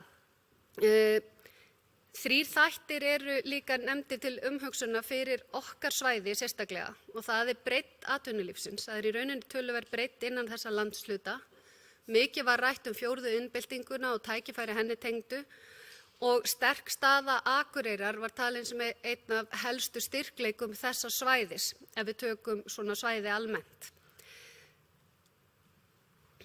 Sóknaráætlun er gerð í opnu samráði þar sem það er í rauninni samtal kjörinna fulltrúa og almennings og það er hægt að sjá alveg hvernig þessi leið var gerð. Það fundir stýrihópur, stórfundur, samráðsvettvangur og svo að lokum voru drög að sóknaráætlun sett í samráðsgátt stjórnvalda. Ég vil vekja sérstaka athygli á því, ekki síst núna eftir COVID, að það er hægt að breyta sóknaráætlunum okkar á þingum SSNE. Og þing SSNE eru haldin 3 á ári og næsta þing er 9. til 10. október. Þannig ef það er einhver bæjarfulltrúi, kjörufulltrúi hérna inni sem hefur áhuga á því að breyta með einhverjum hætti áherslum sóknaráætlunar, þá er að gera að undirbúa það fyrir næsta aðalfund. Þessi sóknaráætlun í framtíðarsýninni, þá eru þetta 3 þættir og ég ætla bara að nefna hérna. Þetta er svona hvernig viljum við sjá svæðið. Þetta skiptist í þrennt. Það er atvinnu og nýsköpun, þar sem horftir til þess að hér verði sterkir innviðir, góðar samgöngur og nýskapandi atvinnulífi sjálfbærum landshluta. Menning, að það sé auki vægi fjölmenningar og listnáms sem og fjölgun starfa í listgreinum og að lokum umhverfismál. Þar sem að aukin vitund íbúa umhverfi og neyslu í samfélagslega ábyrgum landshluta er framtíðarsýnin. Ég ætla að fara hérna sérstaklega yfir kaflan sem heitir atvinnumál. Það eru sett fram þessi markmið sem eiga að vera mælanleg og mælanleiki í þessu tilfelli er byggð á gögnum frá Byggðastofnun, RSK og fyrirtækjakönnun og svo gögn frá sjóðunum. Þarna er sett fram metnaðarfull markmið að í fyrsta lagi hlutfall stöðugilda á vegum ríkisins aukist 15%, að fjölga nýskráðum fyrirtækjum 10%, að auka hlutdeild skapandi greina og hátækni í veltu atvinnulífsins 20% og að auka opinbert fjármagn til rannsóknar, þróunar og nýsköpunar til landshlutans 40%. Í atvinnukaflanum er síðan skipt upp þar sem við byrjum á því að tala innviðina. Hverjir eru innviðir, flutningsleiðir og stjórnsýsla sem okkur finnst skipta á máli. Þarna var töluvert rætt að bæta skipulag og innanlandsflugi og gera það almenningssamgöngum í samhæfðu kerfi sem tengir strætó og ferjum. Eins og þið vitið þá er SSNE samruni félaga sem var til núna áramótin og Eyþing sem að þar áður koma málum og atvinnuþróunarfélag Eyjafjarðar sem Akureyrarbær átti hvort tveggja þátt í. Þau til að mynda skiluðu áliti sínu hvað þetta varðar til umhverfis- og samgöngunefndar þingsins og fóru fyrir nefndina til þess að ræða mikilvægi þessa. Móta sameiginlega sýn fyrir svæðið í atvinnu- og nýsköpunarmálum, einfalda opinbert styrkjakerfi og auka gagnsæi og sýnileika, að Akureyri verði skilgreind opinberlega sem borgarsvæði, að magn og gæði raforku verði tryggt í landshlutunum, auka hlutdeild þeirra sem búa við þrífasa rafmagnstengingu í 100%, auka hlutdeild þeirra sem búa við ljósleiðaratengingu í 100% og auka hlutdeild bundins slitlags í landshlutunum 20%. Í mörgum þessara tilfella þarf að finna þann núllpunkt sem við erum að vinna út frá og það er töluvert verkefni, hversu mikið er bundið slitlag þegar að sóknaráætlun hefst og hversu mikil er hún að lokum. Til þess að geta mælt árangur þá höfum við horft til þess meðal annars að skoða hvort við getum haft mælaborð með sóknaráætlun. Og þar að ekki þá til þess að nefna það að Atvinnuþróunarfélag Eyjafjarðar var meðal annars ræddi töluvert opinbera skýrslu sem að við höfum tekið fyrir hér líka skiptingu fjármagns í opinbera styrki sem er eitthvað sem að mætti markvisst fara í. Þá er það kafli sem heitir uppbygging atvinnulífs. Það er verið að leggja áherslu á ýmislegt sem er ekkert í valdi sveitarfélaga en í gegnum samtal, rannsóknir, málþing og hvatningu og styrki er hægt að ýta því hafa áhrif á það. En þarna er horft á það að fjölga atvinnutækifærum og starfandi fyrirtækjum á svæðinu með fjölbreytt í stofnenda leiðarljósi, fjölga sérfræðistörfum hins opinbera í landshlutunum, fjölga einstaklingum sem sinna störfum án staðsetningar, fjölga störfum í skapandi greinum, markaðssetja svæði fyrir hugbúnaðarstarfsemi, skilgreina landshlutan fyrir aukna og betri orkunýtingu með sérstaka áherslu á jarðvarma, vinna markvissa stefnumótun uppbyggingu hringrásarhagkerfisins, auka rannsóknarfé og styrki til landshlutans og efla háskólann á Akureyri og sjúkrahúsið á Akureyri. Það sem að sýnin er að fjárframlög vaxi 20% raunvirði, sjúkrahúsið á Akureyri verði háskólasjúkrahús, sérfræðistörfum í heilbrigðisþjónustu fjölgi 50 stöðugildi og auka fjölbreytni í námsframboði innan háskólans á Akureyri. Þá er talað skóla, atvinnulíf og nýsköpun. hvetja til til nýsköpunar í norðurslóðamálum á Akureyri og að Akureyri verði miðstöð fyrir norðurslóðastarfsemi á landinu og þar sem þetta til dæmis komið inn í sóknaráætlun þá gat SSNE veitt umsögn frumvarp það að gera Akureyri formlega miðstöð norðurslóðamála og hefur rætt við þá nefnd sem að vinna að endurskoðun norðurslóðamála í landinu það. Vonandi nær það í gegn. Auka verðmætasköpun í frumgreinum, styrkja stuðningsumhverfi í nýsköpun og fjölga nýsköpunarverkefnum. Þarna stórt verkefni enda verið ný nýsköpunarstefna tekið í gildi á Íslandi og hvernig á að horfa sérstaklega á landsbyggðirnar í því samhengi. Hvetja til nýsköpunar í matvælatækni og velferðartækni og vil ég nefna þar til dæmis samstarf við Matís sem að flytja, að koma með starfsstöð hér á ný aftur sem betur fer.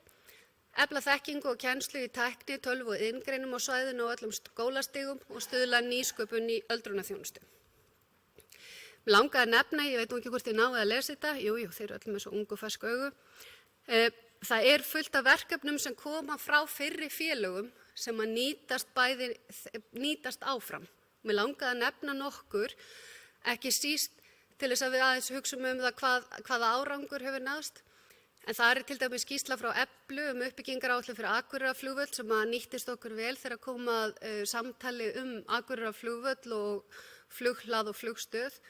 Það var gerð úttekt á smávirkjanakostunum í Eyjafirði og haldið ráðstefnu það. Búið að gera innviðagreiningu og það má sjá á investnortheasticeland.is þessa innviðagreiningu sem að síðan atvinnuráðgjafar geta nýtt til þess að veita upplýsingar til þeirra fyrirtækja sem vilja koma hingað.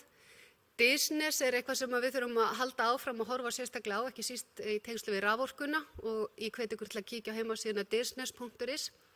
Það var haldin ráðstefna fiskeldi og könnun viðhorf íbúa á vegum AFE. Skýrsla var gerð staðbundin efnahagsleg mikilvægi landbúnaður á Íslandi og má kannski helst nefna þar að það kom að minnsta kosti sumum á óvart hversu mikilvægur landbúnaður var fyrir Akureyri. Gert verkefni sem þar sem við talaðum að efla grunnmenntun í raunvísindum og tækni. Framtíðarskipan úrgangsmála, þar var starfshópur sem fór á stað sem skilaði skýrslu og hélt rafræna ráðstefnu og þar svolítið beðið eftir stefnumótun umhverfisráðherra í úrgangsmálum. Það var gerð skýrsla RHA samstarf safna og ábyrgðasöfn á Norðurlandi eystra í samræmi við byggðaáætlun, þar sem horft til þess hvernig getum við unnið betur saman.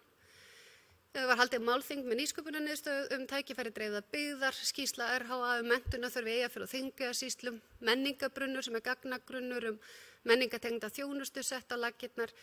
Eimur samstarfsverkefni nýtingu jarðvarma sem samstarfsverkefni Landsvirkjunar og Norðurorku Orkuveitu Húsavíkur og svo það BIS-mentorverkefni sem samstarf með stuðningi frá Norðurslóðaáætlun og þetta að ræða samvinnuverkefni 3 landa. Þetta svona dæmuverkefni sem að nýtast áfram frá fyrri félögum.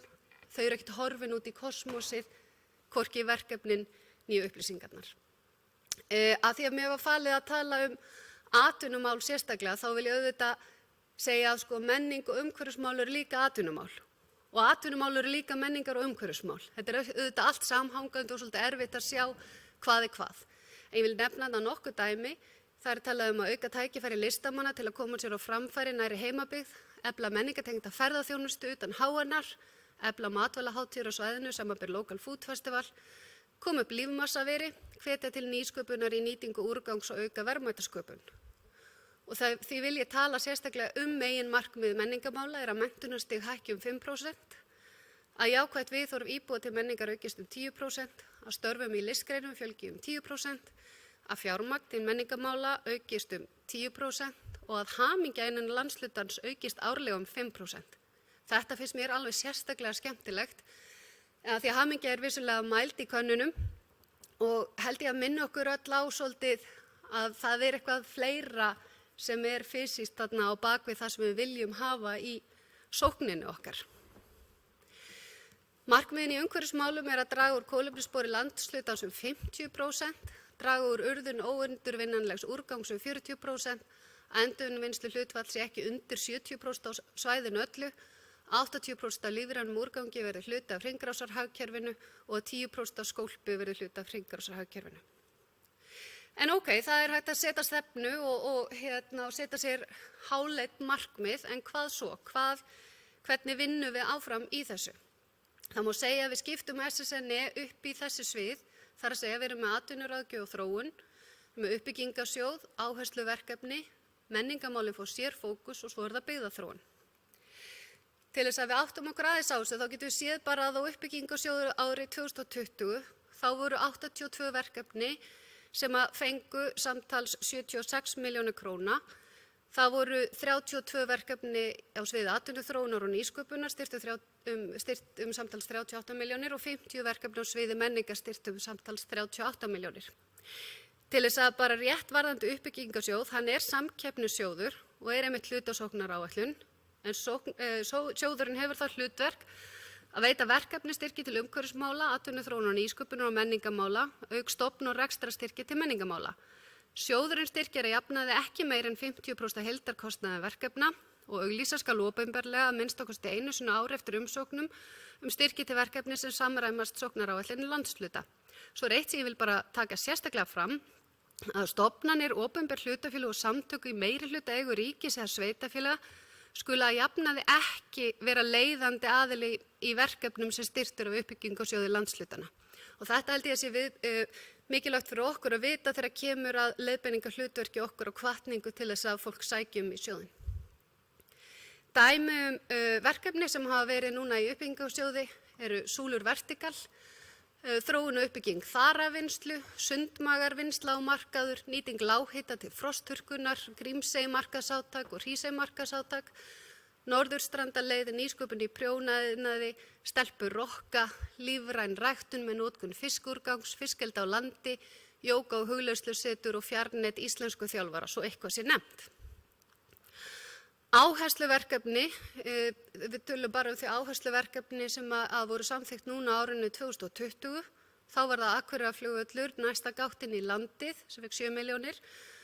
Borgarhlutverk Akureyrar með 8,3, Eimur með 7,5, þróun og þekking 3 og nýsköpun úr norðri 3.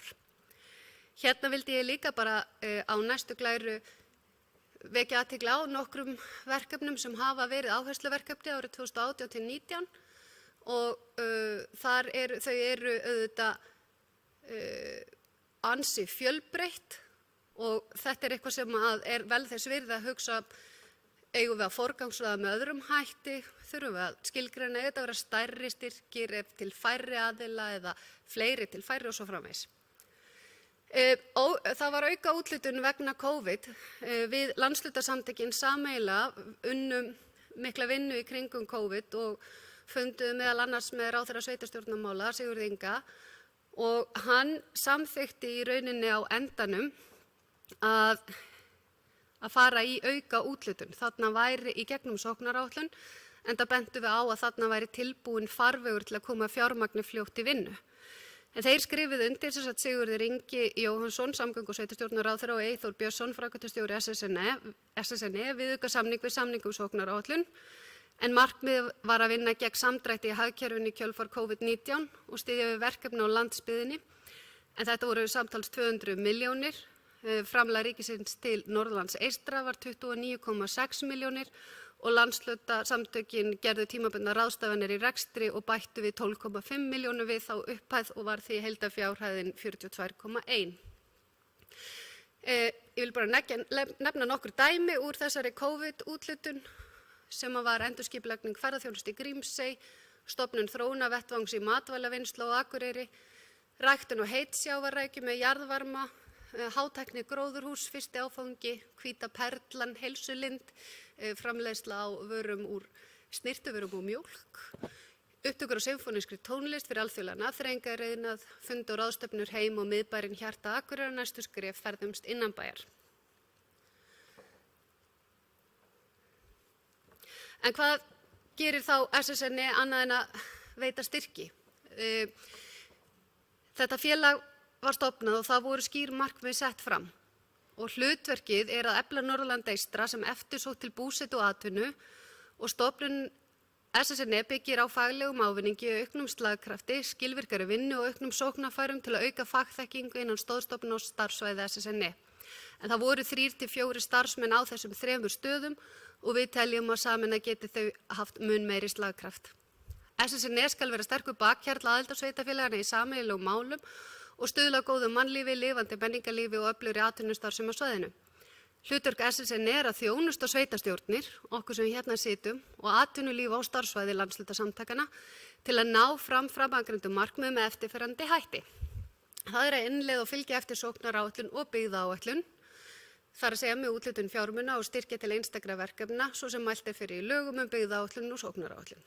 Gæta hagsmuna aðildarsveitarfélaga utan og innan starfsvæðisins, stuðla að öflugu atvinnusvæði til framtíðar með stuðningi við nýsköpun og atvinnuþróun, mótun svæðisskipulags og hagsmunagæslu þar af lútandi og annars greiningar, þekkingaröflun og þekkingarmiðlun sem nýtast hlutverki SSNE.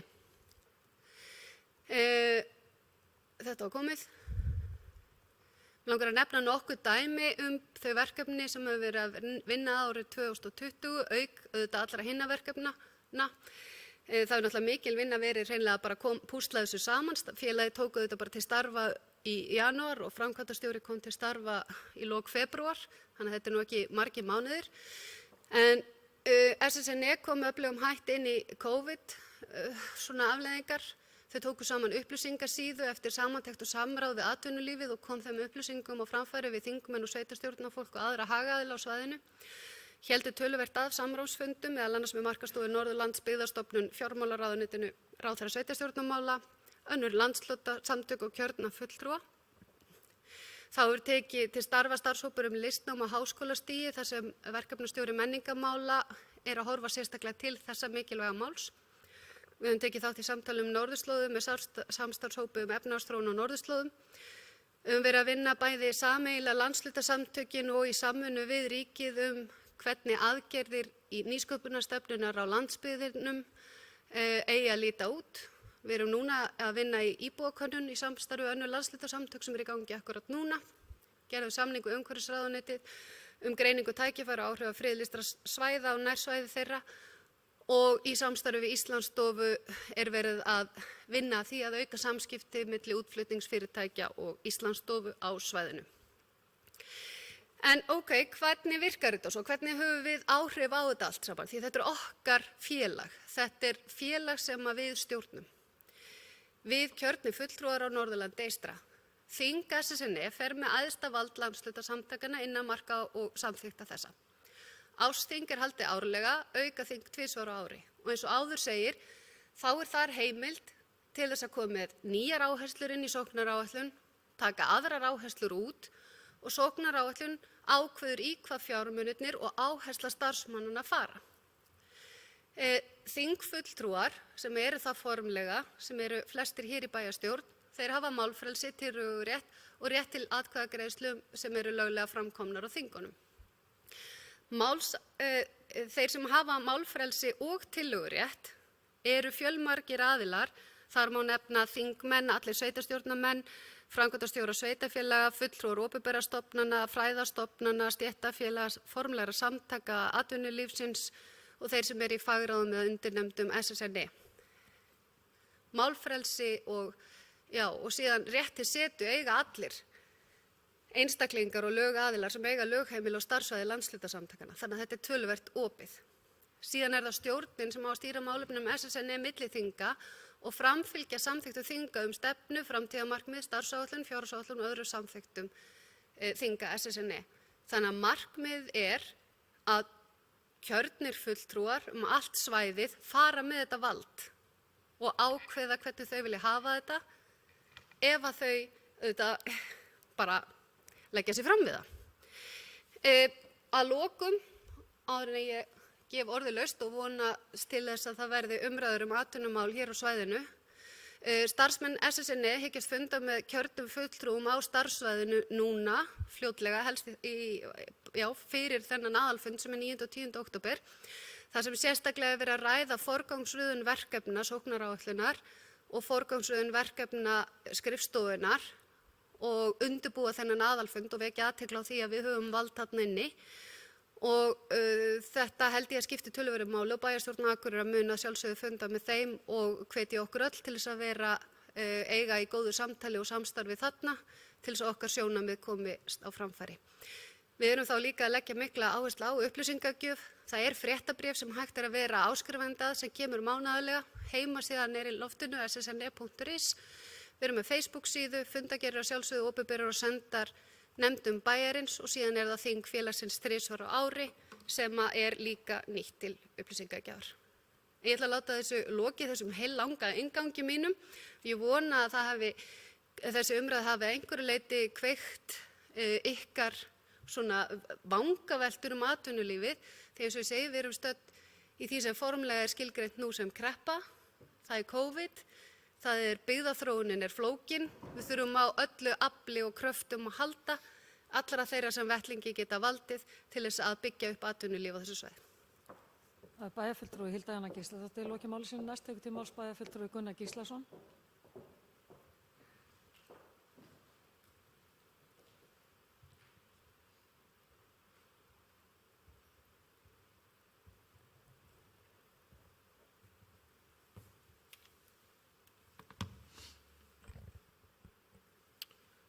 Forseti, ágætu bæjarfulltrúar, ég þakka formanni stjórnar SSNE fyrir mjög ítarlegan inngang að þessum umræðum. Við tókum smá umræðu þetta í bæjarráði daginn og það er alveg rétt að það var bara ákveðið að taka þá umræðuna á þetta plan sem ég held að sé mjög nauðsynlegt. Og ástæðan er náttúrulega margþætt. Í fyrsta lagi er náttúrulega komin fram sóknaráætlun sem er sýnst að við erum að fara að stíga fyrstu skref í núna frá 2020 til 2024. Þetta er að mörgu leyti mjög gott plagg og unnið fyrir ári síðan í umhverfi sem var þá og það er nokkuð ljóst að umhverfi hefur breyst og það getur þýtt það að við þurfum að taka þetta til endurskoðunar. Og það er að mínum mati mjög mikilvægt að við veltum vandlega fyrir okkur fyrir þróun sem á sér stað. Til dæmis hér og í hverju einustu sveitarstjórn á svæðinu helst 2 til 3 ára á ári. Að velta fyrir sér hvar stöndum við gagnvart þeim verkefnum og þeim mælikvörðum sem er verið að stilla hérna upp. Og nú liggur náttúrulega fyrir að til þess að ná þessum markmiðum hlýtur að þurfa að setja fram ítarlega framkvæmdaáætlun það hvernig menn ætla að stíga þessi skref. Og það verður mikið verkefni. Ég gerir ráð fyrir að það verði eitt af stóru verkum starfsmanna SSNE á næstu vikum og mánuðum. Og ég held að sé afar mikilvægt að við kjörnir fulltrúar fáum að fylgjast vel með. En af hverju að fara að tala atvinnumál núna? Jú, við erum náttúrulega stefnum inn í harða kreppu. Við hefum verið að leggja gríðarlega áherslu á það að efla atvinnulíf hérna gegnum ferðamennsku. Og þegar við förum að sjá til lands í því að einhverju leyti þá náttúrulega stöndum við frammi fyrir því að ferðamennskan er bara engin. Ferðaþjónustan er í raun og veru komin á fótum fram eins og staðan er í dag. Þannig að við verðum að fara að horfa í einhverja aðrar áttir og hérna á Akureyri höfum við svo sem haft fjölbreytt atvinnulíf af mörgu tagi. Við vorum nú lengi háð iðnaði en það hefur breyst. Háskólinn hefur breytt hérna heilmiklu. Hér hafa komið inn stór og sterk fyrirtæki, bara eins og getum nefnt Samherja sem dæmi sem hafa í raun og veru staði hér fyrir mikilli nýsköpun og dælt fjármuni hér inn í mörg fyrirtæki, staðið á bakvið útrás mjög margra fyrirtækja á svæðinu. Þar ber nú töluverðan skugga af í ljósi umfjöllunar þeirra mál og maður veit ekkert hvað er að gerast. Því miður. Og ég velti því upp svona í þessu samhengi líka. Hérna á Akureyri að nú erum við að horfa til dæmis á það að Kexismiðjan hefur sagt upp öllum starfsmönnum og þeir ætla að flytja nánast alla starfsemina suður. Kristjáns bakari hefur gert því sama. Það er ekki langt síðan að Kea Hotels fluttu einhver störf suður. Ef ég man rétt þá var þjóðskrá að flytja einhver störf suður líka daginn. Og ég hef bara verulegar áhyggjur af þessu vegna þess að ef við ætlum að styrkja stöðu þessa bæjarfélags þá hlýtur það að byggjast á því að hér skapist einhverja tekjur, einhverja atvinnutekjur, einhverja tekjur af atvinnu fólks. Slíkar tekjur verða ekki til nema atvinna sé til staðar. Og þá veltum maður fyrir sér hver þá staðan? Eru við til dæmis með þá hreinu og höfum við eða meiri hlutinn til dæmis sem að heldur taumana núna verið að ræða við forsvarsmenn fyrirtækja hérna í bænum bara til að kanna hver staðan er. Hefur við rætt við Samherja, hefur við rætt við forsvarsmenn Hótela og fleiri aðila það hver staðan er og hvert með stefnu. Höfum við einhverja hugmyndir það? Af því að það er eitt að setja þessi markmiðum það að fjölga hlutdeild skapandi greina og hátækni í veltu atvinnulífsins. Hlutfalli getur aukist en það er ekki þar með sagt að störfunum fjölgi. Það er bara spurning hvernig við setjum þetta fram. Og ég held við þurfum líka að velta því fyrir okkur í þessari vinnu okkar hérna, hvernig ætlum við að halda í fyrirtæki og þau störf sem eru hérna fyrir og þykja gefa vel af sér og eru góð störf sem fólk sækist í. Það er bara eitt af stóru málana hérna hlýtur að vera. Því að við erum að horfa á bæjarsjóð að hlutan með 2,2 milljarða halla á næsta ári ef ekkert verður að gert. Ég ætla ekki að tala 3 milljarða á aðalsjóði, við höfum hingað til talað að hlutan og þar stefnir hallinn í 2,2 milljarða sem er álíka slæmt en ekki eins slæmt. Og það er náttúrulega liggur í hlutarnins eðli að það er ekki skorið hérna niður þjónusta sem nemur 2,2 milljörðum. Við afgreiddum nú fjárhagsáætlun þessa árs, ef ég man rétt með einhverjum milljarðs halla eða nálægt því. Hátt í það, í aðalsjóði. Og nú hefur bara ýmislegt annað gerst, þannig að það er eitthvað sem það þarf að gera og eitt af því hlýtur þá að vera það að velta því fyrir sér hvernig ætlum við að auka tekjur sveitarfélags. Það er dálítið forvitnilegt að því að bæjarfulltrúi Hilda setti hérna fram ákveðnar tölur þróun á íbúafjölda. Ef ég reikna fjölgun íbúafjölda frá 2000 til 2019 þá er það fjölgun upp á 3.628 íbúa eða 24%. Með tölur Hagstofunnar. Ef ég tek þennan sama leik hérna milli 2000 og 2010 þá fjölgaði íbúum 2.332 eða 15%, en frá 2010 til 2019 hefur íbúum fjölgað 7,3% eða 1296. Þetta er til dæmis eitthvað sem við ættum aðeins að velta fyrir okkur. Af því að það er stundum verið svo umræða hérna í bæjarstjórn að okkur er að fjölga, það er jákvætt. En er okkur að fjölga nóg til að standa undir aukningu í þeirri þjónustu sem við erum að veita? Tökum sem bara dæmi,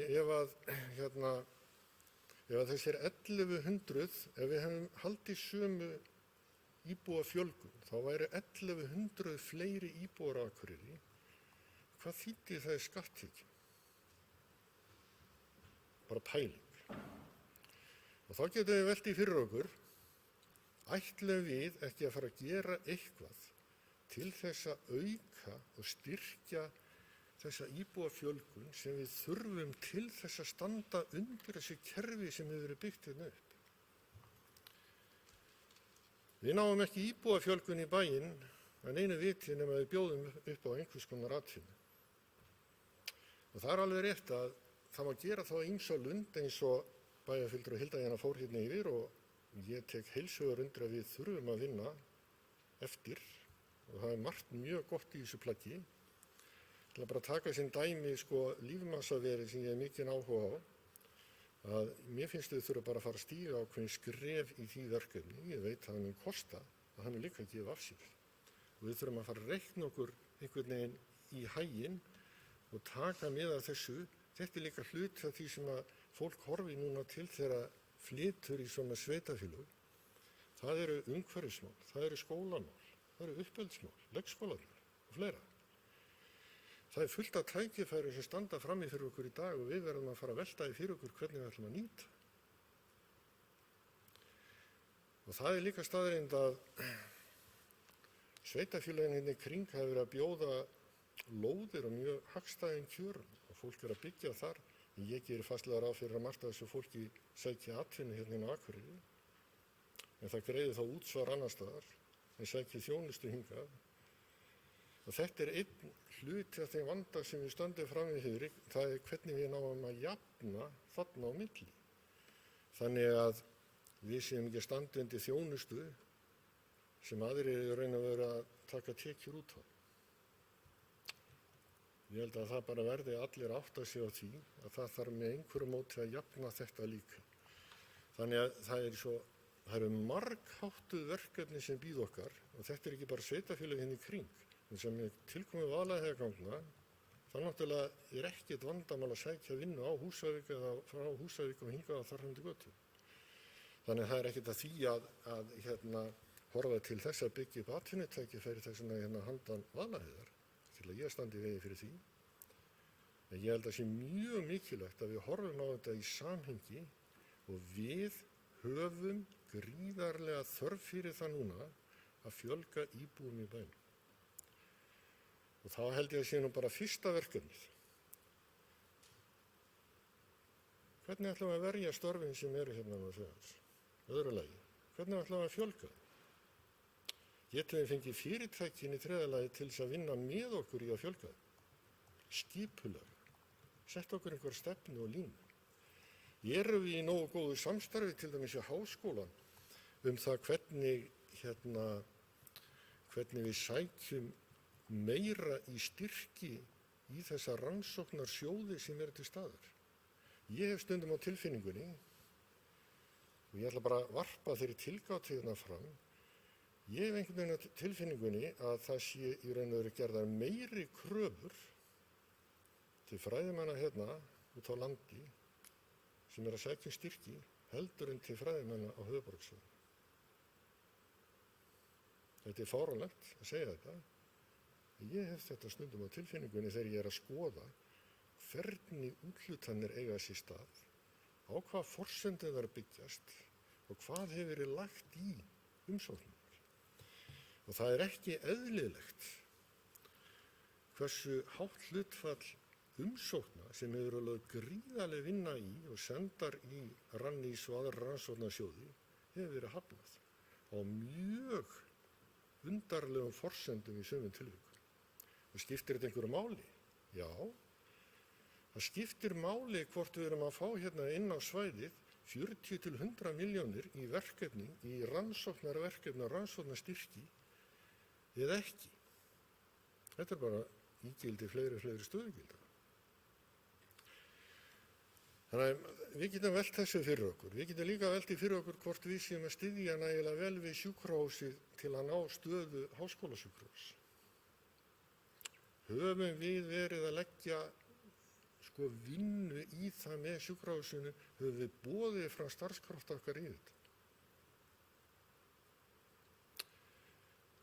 Við áttum fund með rektor háskólans hérna í bæjarráði í vor, meðal annars vegna áforma það að skerða hérna verulega nemendafjölda við háskólan vegna fjárskorts. Það hefur ekki verið horft með sama hætti til háskólans hér eins og fyrir sunna hvað varðar fjárveitingar. Það er bara þannig að einhver ástæðu. Ég er velti fyrir mig hvað höfum við gert í kjölfari til þess að vinna þessu fylgi vegna þess að við getum ekki, og nú ætla ég bara að tengja þetta við það sem að bæjarfulltrúi Hilda Jana var að setja hérna fram og tala um það. Við getum nefnilega ekki varpa öllum þessum verkefnum yfir á starfsmenn SSNE. Þannig, við þurfum að leggja eitthvað af mörkum með mjög skýrri stefnu, með ákveðnum verkefnum sem við ætlum að vinna að, með þeim til að styðja við það að við náum hér inn á svæðið störfum. Og mér hefur verið legið á hálsi, eins og sjálfsagt öðrum í meirihluta hérna bæjarstjórnar, að hafa lagt til að fiskeldi yrði bannað, sjókvíaeldi í Eyjafirði. Það er alveg hárrétt. Þú ert þá ekki að tala gegn sjálfum þér, getur einhver spurt. Nei. Ég er bara alls ekkert að því vegna þess að það skiptir líka máli hvers konar störf við erum að taka hérna inn á svæðið. Í mínum huga bara skiptir það mjög miklu máli. Og það skiptir máli hvort að þetta eru innlendir aðilar eða erlendir aðilar sem að koma hérna með hvert arðurinn að fara. Við þurfum líka að velta því fyrir okkur, það er ekki sama hvaða atvinnustarfsemi kemur inn. Ætlum við að hafa einhverja tekjur af atvinnustarfseminni hér á svæðinu eða ekki? Við hljótum að þurfa að velta því fyrir okkur. Og við hljótum líka að þurfa að velta fyrir okkur umhverfissjónarmiðunum og þeim sjónarmiðum sem snúa því hvort að fólk vill yfir höfuð búa hér eða ei. Þannig að þetta þarf að fara saman.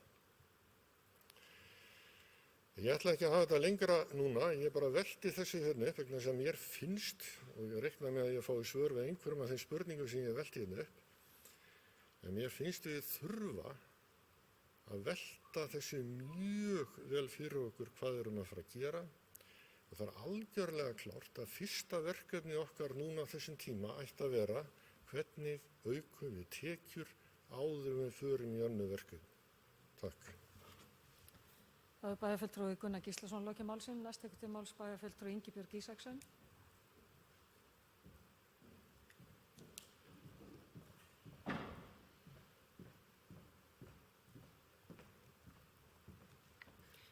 Forseti, ágætu bæjarfulltrúar. Mig langar að byrja á því að þakka bæjarfulltrúa Hildi Jönu sem jafnframt formaður stjórnar SSNE fyrir fína yfirferð á sóknaráætluninni og leið líka bara að fagna í því að hún sé komin hérna inn til umræðu hér hjá okkur í bæjarstjórn. Þetta er auðvitað gríðarlega stórt mál og mikilvægt að ræða hérna okkar meðal, en það kom margt fram í hennar máli ásamt bæjarfulltrúa Gunnars Gíslasonar sem mikið sem hægt að taka undir, en það er vissulega þannig að það er ákvörðun að halda byggð í landinu og það þurfa allir að vinna í þá átt. En til þess að svo megi verða þarf að huga samgöngum, menntun, menningu og síðast en ekki síst að fjölbreyttum tækifærum á atvinnumarkaði. Við höfum alveg orðið vör við það að það er allt of oft þannig að það verður fjaðrafok þegar störf eru flutt út á land, en síðan þegar störfin eru flutt af landsbyggðinni suður þá verður umræðan ekki alveg jafn sterk. En tilhneigingin hefur einmitt verið svo að þegar kemur að hagræðingu hjá opinberum fyrirtækjum og hinu opinbera, þá er niðurskurðarhnífurinn dreginn fyrst upp út á landi. Stofnanir sem hafa verið með starfsemi hingað og þangað eru sameinaðar á einn stað og oftast á höfuðborgarsvæðinu og eftir sitjum við sem búum út á landi með sárt enni og horfum á eftir störfunum í burtu og einnig oft á tíðum líka töluverða skerðingu á þjónustu. En við þekkjum það líka að flutningur stofnana út á land hafi haft jákvæð áhrif á þjónustu á byggðirnar. Við þekkjum það vel hér á Akureyri. Því í nútíma samfélagi sem byggir á tækni og þekkingu á það að vera metnaðarmál að tryggja að íbúar á landsbyggðinni hafi jafnan aðgang að opinberum störfum og þeir sem búa á höfuðborgarsvæðinu. Í sóknaráætluninni kemur fram það markmið að 15% hluta stöðugilda á vegum ríkisins fari út á landsbyggðina. En að mínu mati ætti að ganga enn lengra og miðað við það að opinber störf eru almennt frekar út á landi en í höfuðborginni þar sem fleiri og fjölbreyttari atvinnutækifæri eru á höfuðborgarsvæðinu en víða út á landi. Því það er eðli höfuðborgar að þangað safnist mikið af fyrirtækjum sem starfa á frjálsum markaði með fjölbreytta flóru, vöru og þjónustu.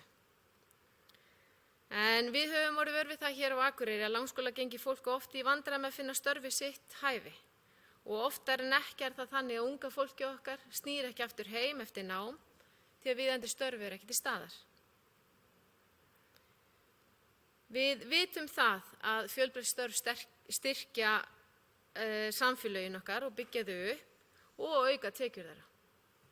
Þannig að þetta er atriði sem við ættum mikið að horfa til að mínu mati. Umhverfismál fá núna í fyrsta sinn sitt rými í svæðisáætluninni þó vissulega hafi þau verið nefnd áður og það fagnaðarefni að þetta sé komið og vonandi til að vera.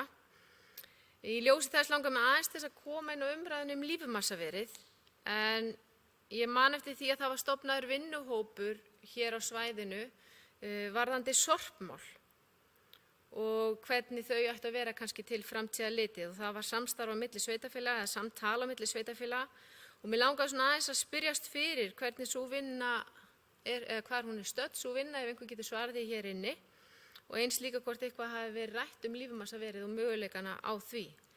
Því að ég ímynda mér ef að 13 sveitarfélög taka sér saman bæði með fjármagn og mannauð þá hægt að áorka ansi miklu. Og ef við lítum til framtíðar þá má allt eins ímynda sér að það verður bara hreinlega lagt bann við það að urða rusl sem ég finnst bara mjög skynsamlegt og við þurfum að horfa til framtíðar og vera tilbúin til að taka skref og þau munu kosta og við vitum það en ég alveg sannfærð það að ef við tökum höndum saman þá náum við árangri. En ég ætla ekki að hafa það lengra í bili. Takk hérlega fyrir.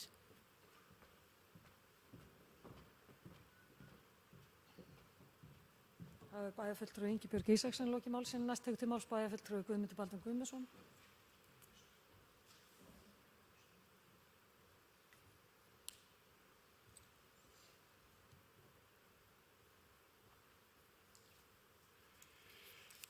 Forseti, ágætu bæjarfulltrúar, mér langar að byrja á því að hrósa bæjarfulltrúans Hildi Jönu fyrir hennar framsögu hér í upphafi og þessa sóknaráætlun sem að hefur náttúrulega verið unnin undir hennar forystu hjá Eyþingi og núna síðan SSNE sem sameiginlegt félag og ég held að með því að þá sú vinna sem við fórum í hér á sveitarfélaginu á svæðinu að sameina Atvinnuþróunarfélagið og Eyþing hafi gert SSNE að mun öflugri stofnun eða ekki stofnun heldur svona til þess í rauninni að takast á við þessi mál sem við þurfum að takast á og hjálpa okkur í baráttunni við í atvinnumálum og sérstaklega þá líka í baráttunni við ríkisstofnanir. Bæjarfulltrúi Ingibjörg kom inn á hérna með varðandi fjölgun á opinberum störfum og ég get alveg tekið undir það að við viljum alveg sjá fleiri störf og hér stabílt vinnuafl.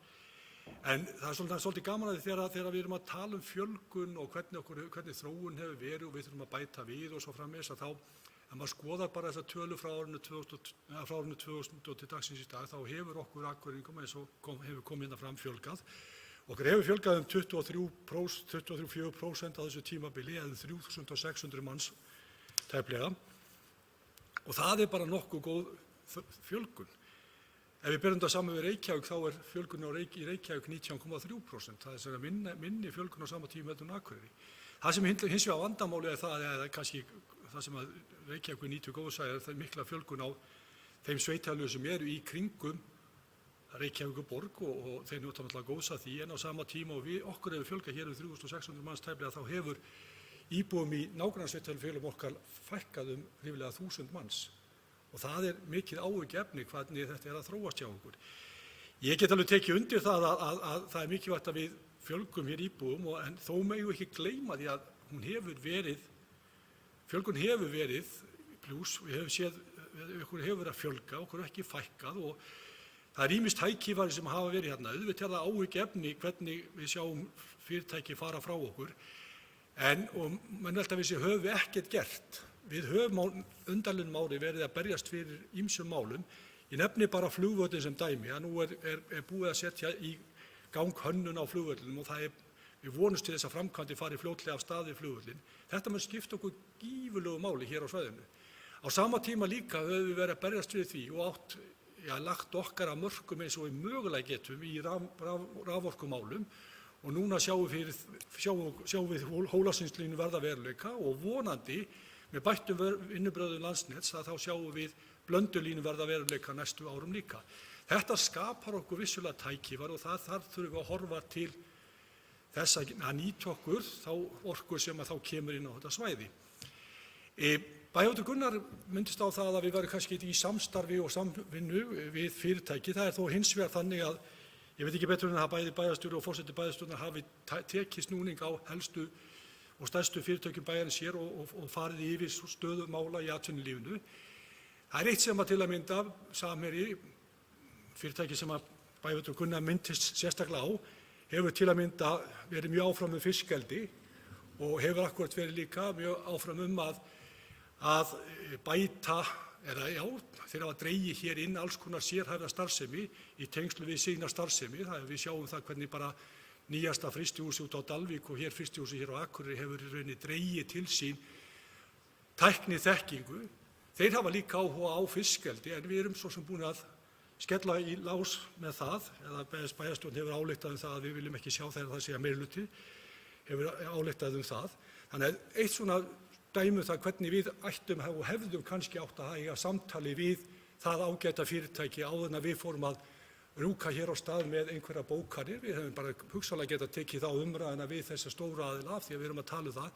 Hvernig sjá þeir framtíðina fyrir sér?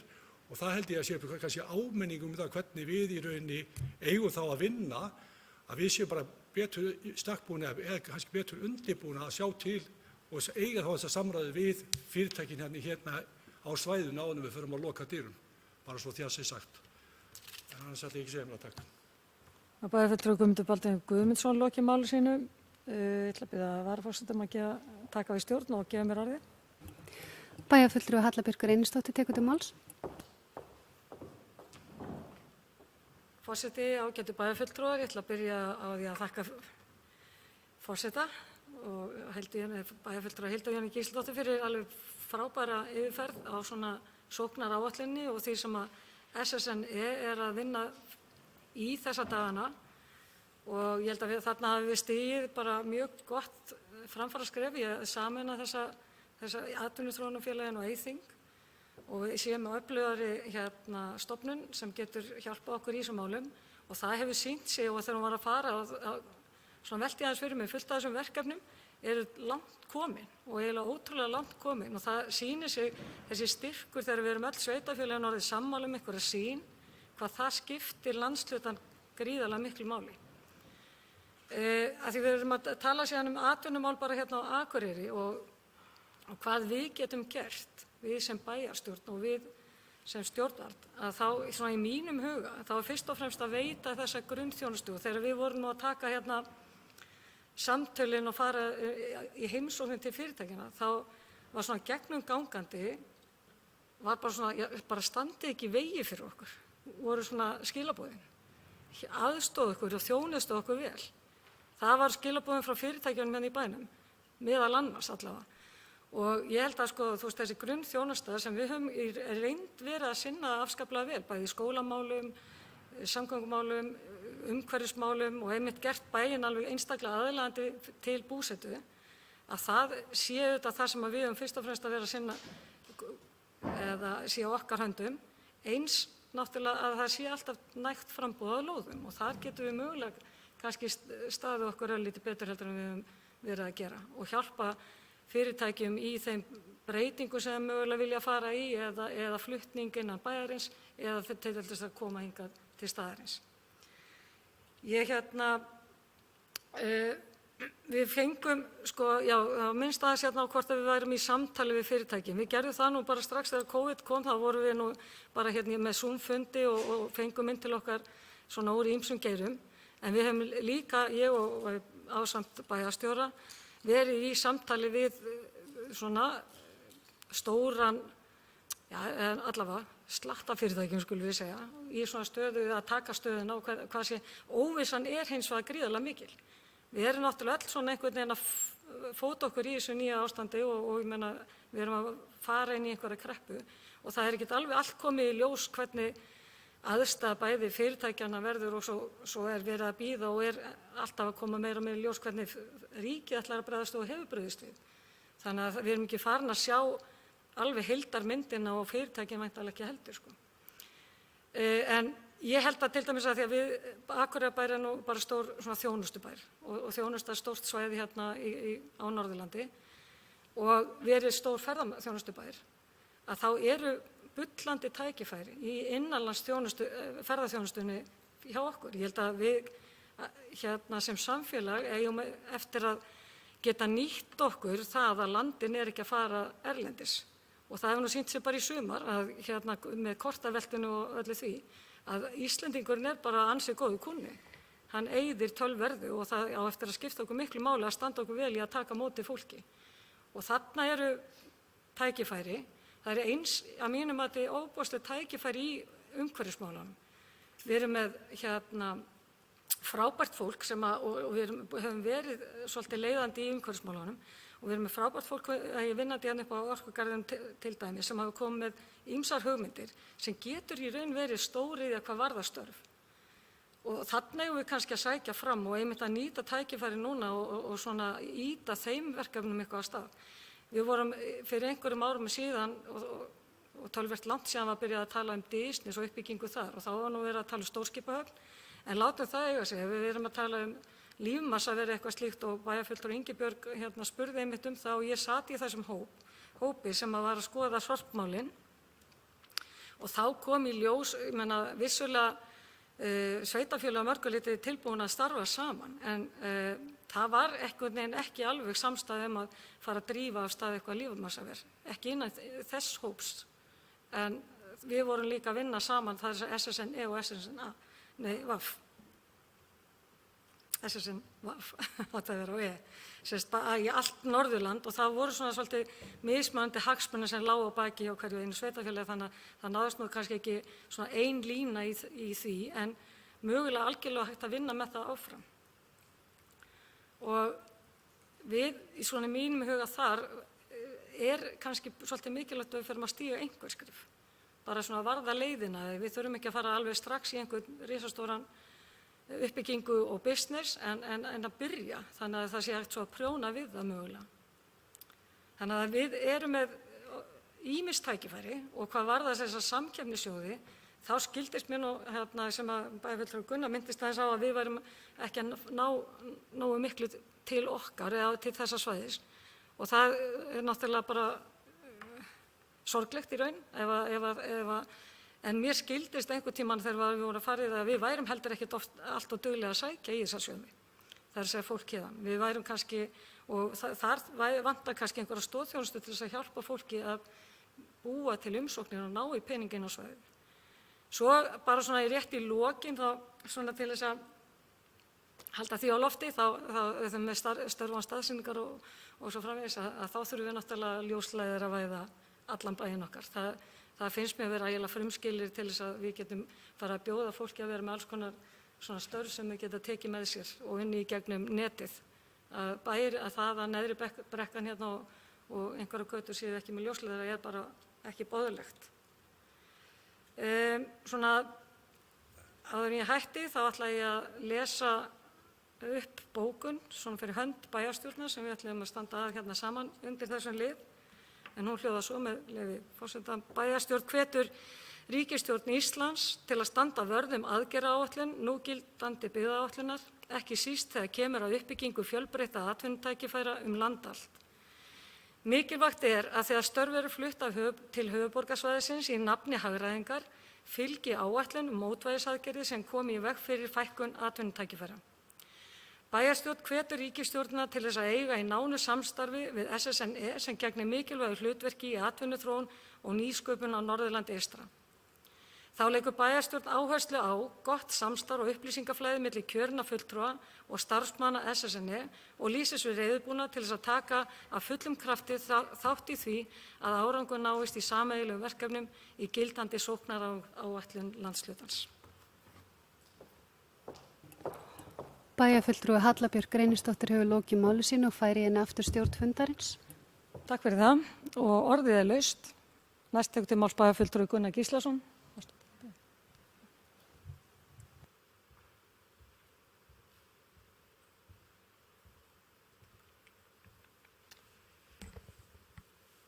Forseti, ágætu bæjarfulltrúar. Fyrsta lagi þá langar mig til að ítreka það sem ég sagði áðan og taka það fram. Það var ástæða fyrir því að ég skipti fjölguninu upp í 2 tímabil frá 2010 og 2010 til 2019. Og af því að ég, þó okkur hafi fjölgað 24% frá 2000, þá var langstærsti hluti þeirra fjölgunar fyrir 2010. Og það er það sem ég hef áhyggjur af. það er hvernig þessi staða hefur þróað síðan og ég velti fyrir mér hvað við ætlum að gera til að breyta þessu. Það er það sem ég spurði á hann og fékk ekki svarið. Þetta er ekki nema 7,5% fjölgun cirka síðan 2010. Og þetta er bara eitthvað sem við hljótum að þurfa að velta fyrir okkur. Það er líka áhyggjuefni, bara verulegt áhyggjuefni, hvernig samsetning íbúa Akureyrar er að breytast. Það fækkar börnum, fækkar fæðingum, þannig að aldurspíramítinn hann stefnir bara í að fara á hvolf. Og það er einhver staða sem ekkert sveitarfélag eða nokkur þjóð vill vera í. Það er bara ekki séns. Og þetta er akkurat það sem við þurfum kannski að velta fyrir okkur í ljósi alls þessa sem við erum að gera. Og þetta þurfum við að horfa á í stóra samhenginu á þessu svæði. Og þess vegna skiptir þetta mjög miklu máli hvernig við bregðumst við þessu. Og aðeins varðandi fiskeldi, ég meina það náttúrulega liggur fyrir hvort að það kemur ekkert að störfi hérna næstu 7-10 árin og það er ennþá ónýttar með 70 heimildir upp á 70.000 tonn annars staðar á landsbyggðunum. Og ég er ekki að hvetja til samkeppni við landsbyggðirnar, ég vil sjá fleira af fólki af höfuðborgarsvæðinu flytja hérna norður eða þó okkur fjölgi meira. Hvernig svo sem við förum að því, bara með eigin ráðstöfun.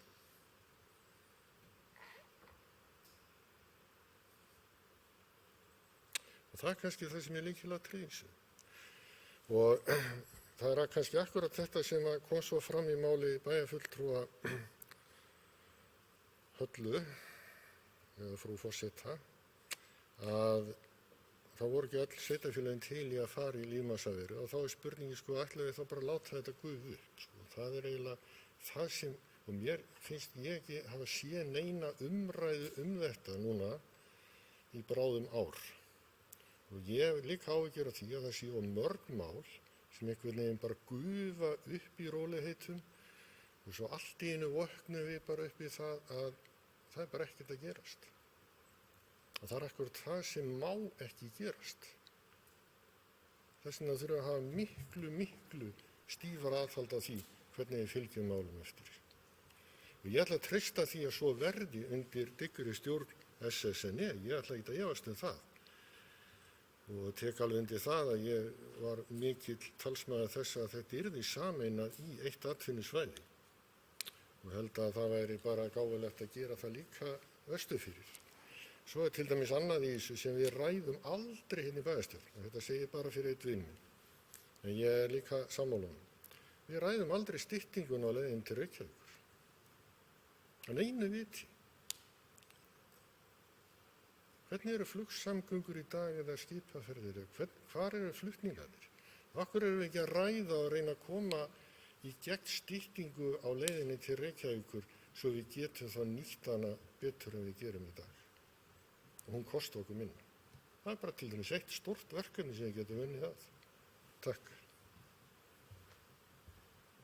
Það er bæjarfulltrúi Gunnar Gíslason lokið máli sínu, næst tekur til máls bæjarfulltrúi Eva Hrund Einarsdóttir.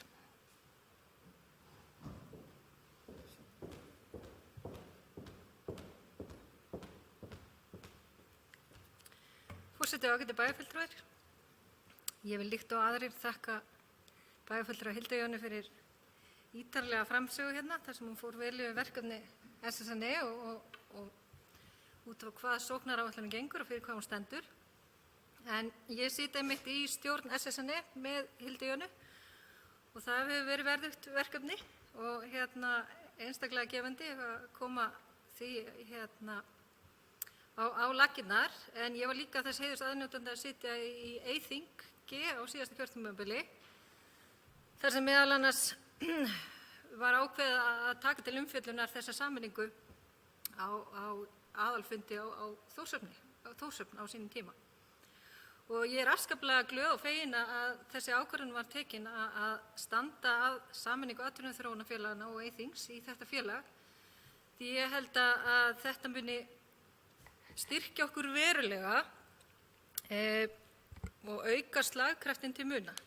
auðvitað gerist það ekkert á fyrstu mánuðum og fyrsta ári. Ég held að það væri fullmikil bjartsýni að ætlast til þess, en þegar fram í sækir að þá munum við sjá áraksturinn af þessu. Eitt af því sem einmitt mér finnst skipta miklu máli, það sóknaráætlunin. Því á sínum tíma þá var sóknaráætlunin unnin af Eyþingi sem voru landshlutasamtök þess tíma, en ekki af atvinnuþróunarfélögunum þó að þau fengu alveg að koma með sitt álit og höfðu sitt að segja, en þá var ákvörðunartakan og sýnin alltaf landshlutasamtökanna. En verkefnin af stórum hluta voru rauninni þannig að atvinnuþróunarfélögum þurftu að koma að borðinu. Og þess vegna held ég að þetta eftir að hjálpa okkur svo mikið að vera búin að sameina, því þannig erum við komið sameiginlega sýn sem við erum að vinna saman þessi félög, þannig að það ein sýn fyrir alla, þannig að við erum að tryggja það að allir sé að fara í sömu átt. Og við erum nýbúin að sitja á fundi með starfsmönnum þar sem að ég heyrði á allavega einu starfsmanns þar sem að hann sagði það svo gott að vera að koma með þessa sýn og við séum öll að fara í sömu átt. Þannig að ég held að þetta bara eitt af þeim dæmum sem ég get nefnt sem eru þessari sameiningu til framdráttar. Auðvitað þurfum við eitthvað að endurskoða sóknaráætlun miðað við aðstæður eins og þær eru í dag. Og aðrir bæjarfulltrúar hafa komið hér inn á að við erum kannski meira núna í vörn heldur en sókn, en sumir segja reyndar að sókn sé besta vörnin. Þannig að hvoru tveggja þurfum við að sinna vel, en ég hef allavega sagt þá skoðun mínar við starfsfólki að við þurfum að standa verulega þétt við baki á þeim fyrirtækjum sem fyrir eru og vera í mjög góðu samtali, og ég treysti þeim starfsmönnum sem eru innan SSNE að gera það. Og eitt af því sem mér finnst mikilvægt að við skoðum, ekki bara SSNE, heldur kannski líka við sem bæjarstjórn, það eru ástæður þess að fyrirtæki að fara hérna á svæðinu. Það nefnilega það geta verið ýmsar ástæður, en eitthvað trend? Það eitthvað ákveðið sem að fyrirtækin að leggja fyrir sig, sé til trafala á þessu svæði? Þetta vinnuaflið? Þetta aðgangur vinnuaflið? Þetta launin? Þetta búsetuskilyrðin? Eða þetta fjarlægð frá markaði og flutningskostnaður? Og þá komum við inn á það sem að bæjarfulltrúi Gunnar Gíslason talaði áðan. Það hversu langt að keyra vöruna landið. Og þannig ég vil bara ítreka eins og Gunnar að þetta eitt af því sem við að leggja áherslu á, að það stytting vegar á milli höfuðborgarsvæðisins og okkar hér á þessu svæði. En varðandi styrkja málin, já, það hefur verið þannig að við eins og bæjarfulltrúi Halla kom inn á, við erum kannski ekki að sækja eins mikið og aðrir, en við erum líka að fá einhverjar hafnanir, þannig að við þurfum líka að huga að því hvernig við erum að gera þessar styrkumsóknir. Og ég hef sagt frá því kom inn í Eyþing og líka inn í Akureyarstofu, við þurfum að hafa sérfræðinga sem að leiðbeina og jafnvel bara gera þessar styrkumsóknir fyrir fyrirtæki eða frumkvöðla sem eru að fara af stað. Við erum náttúrulega að einhverju leyti að sinna þessu innan atvinnuþróunarfélagana, en kannski þurfa að ganga skrefinu lengra. Ég ekki að hallmæla þeim störfum sem að þau hafa verið að gera, heldur við þurfum kannski að bæta verulega í þarna. Nú til dæmis ný stefna Vísinda- og tækniráðs búin var bara að koma út, og það gert ráð fyrir 50% hækkun í rannsóknarsjóð, tækniþróunarsjóð og innviðasjóð. Ég hef heyrt frá sjávarútvegs- og landbúnaðarráðherra hann ætlar að auka í sjóðum hjá sér. Þannig að það fullt af peningarna úti, við þurfum að sækja það, því að þetta eru störf fyrir svæðið.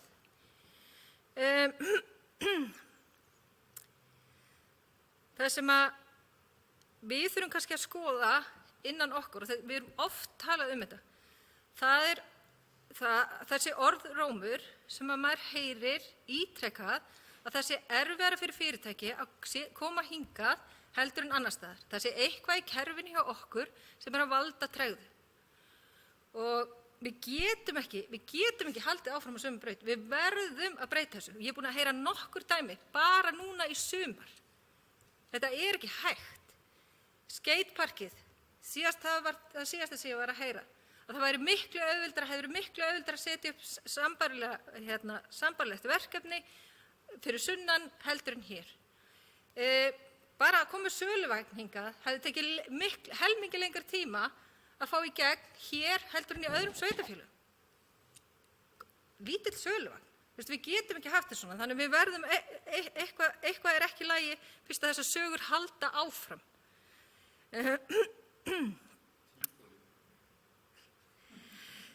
Varðandi lífmassaverið, ég vil líka bara, við þurfum að fara að taka ákvörðun, ætlum við að halda þessu verkefni áfram eða ekki. Nú sit ég í stjórn Vistorku sem hefur svolítið verið með verkefni á sínum snærum, og við þar í stjórn viljum bara svolítið fara að heyra svör frá pólitíkinni.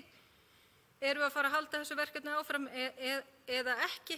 Mér persónulega hefur fundist þetta mjög spennandi verkefni og hefði viljað fara skrefinu lengra og klára reikningsdæmið hverju þetta er að skila, því að ég held að hugsanlega í framtíðinni geti þetta verið mjög spennandi kostur fyrir okkur. Ég var rosa ánægð að sjá hana upp á glærunum samtal og samstarf við Íslandsstofu, því ég hef ítrekað komið þeim skilaboðum að ég hef heyrt að þeir aðilar sem eru að koma fjárfesta til landsins, að þeir sem ítrekað beint til höfuðborgarstofu, ekki út á landsbyggðina, og því þarf að breyta. Það er ekki hægt að hafa það þannig. Þannig að það sé eitt af meginverkefnum starfsmanna núna að koma því í lag er bara frábært. Varðandi fjölgun starfa í opinbera geiranum á svæðinu, mér finnst svo mikilvægt að við séum að vinna með gögn, þannig að mér finnst mikilvægt að við séum að uppfæra gögnin sem við höfum, hversu mörg störf er að fara og hversu mörg störf er að koma. Ég sem bæjarfulltrúi er engan veginn að gera mig grein fyrir því hver staðan er núna versus þegar staðan var tekin síðast. Þannig að það er eitt af því sem mér finnst að við þurfum að fá upplýsingar og það er kannski talandi þessar núllpunktstöðu sem að Hilda var að tala að í þeim verkefnum sem við ætlum að fara í sóknaráætlun þá er bara gríðarlega mikilvægt að við séum að notast við töluleg gögn og því þurfum við að finna núllpunktinn og ég held að það sé einmitt stóra verkefni starfsmanna SSN núna.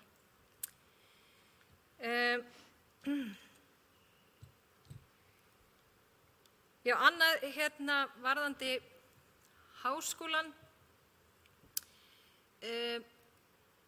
Ég held að við eigum að koma að því að mynda meira samtal og samstarf milli okkar atvinnulífsins og háskólans. Ég held að við getum verið lykil eða leiðandi í því samtali, hvort sem það er hjá SSN eða hjá okkur innan Akureyrarbæjar. Því að ég held að það vanti upp á þetta samtal og þessa samvinnu. Og eitt sem ég gleymdi að koma inn á varðandi styrkina. Ég held að sé fullt af fyrirtækjum hérna í bænum sem að halda að þessi styrkir séu allra jafna fyrir einhverja frumkvöðla, einhverja sem að fara nýir af stað, sem að stofna ný fyrirtæki. Ég held að sé sum fyrirtæki sem gera sér ekki grein fyrir að þetta er einmitt styrkir fyrir þá, að við styrkjum nýsköpun í þeim fyrirtækjum sem eru hér á svæðinu. Auðvitað getum við nefnt góð dæmi eins og Samherji og fleiri sem hafa verið mikið í nýsköpun, en það er held ég fullt af minni fyrirtækjum sem að við þyrftum einmitt að kynna þessa styrki fyrir og hjálpa þeim að sækja sérstaklega á þessum tímum núna þar sem við mörg fyrirtæki held ég þurfa að fá smá innspýtingu af fjármagni og hugsanlegri nýsköpun. Það er bæjarfulltrúi Eva Hrund Einarsdóttir, lokið máli sínu, næst tekur til máls bæjarfulltrúi Sólu Björk Stefánsdóttir.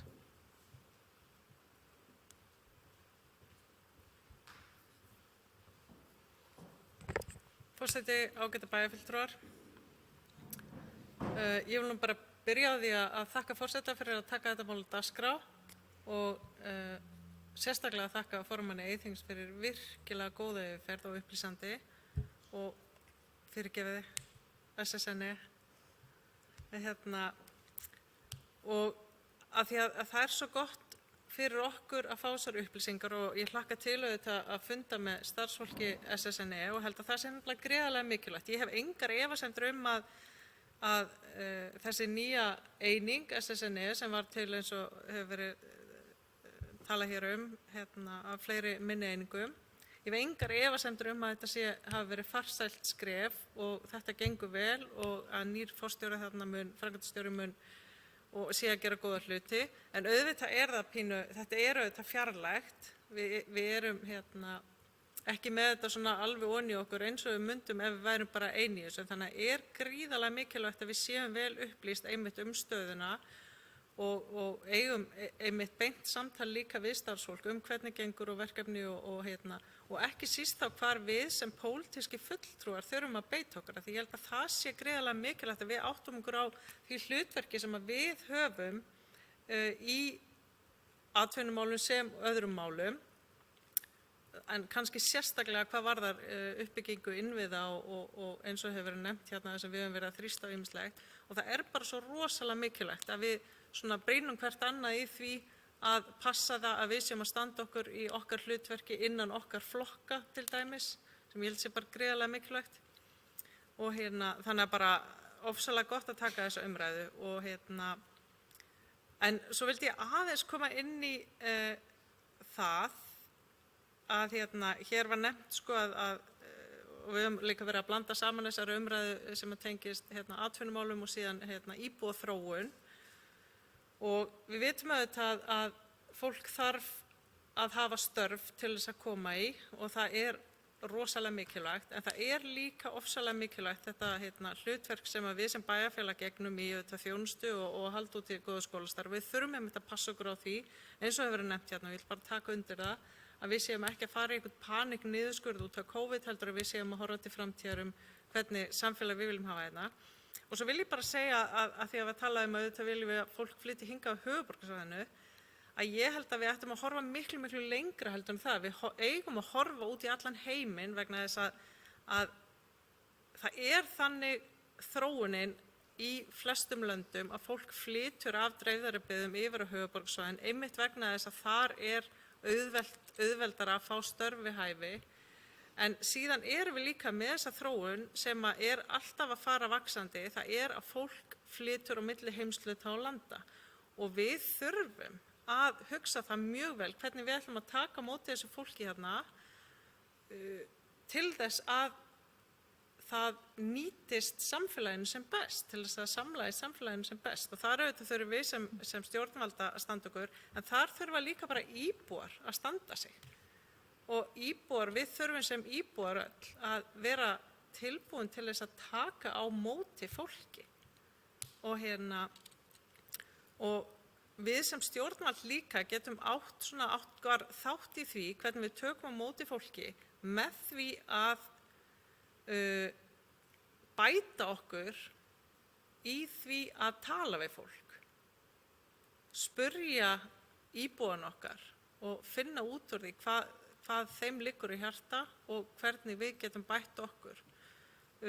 Og auðvitað, eins og að komi inn á, hvernig við bætum líka móttöku á fyrirtækjum sem að hingað vilja koma. Og ég held að það sé akkurat eitthvað sem við þurfum að gera og kannski einmitt þetta verkefni sem að við getum ekki útvistað til SSNE. Það að segja, greina vandamálin í kerfinu okkar þegar að kemur að því að taka á móti hvort sem fólki eða fyrirtækjum, greina þau og leysa þau.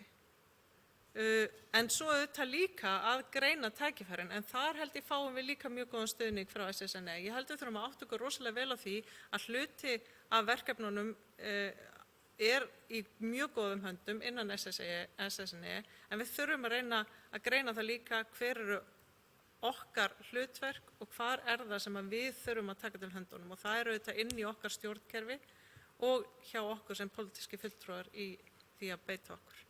En bara takk fyrir mjög upplýsandi og góða umræðu. Bæjarfulltrúi Sóley Björk Stefánsdóttir loki máli sínu. Næst tekur til máls bæjarfulltrúi Eva Hrund Einarsdóttir.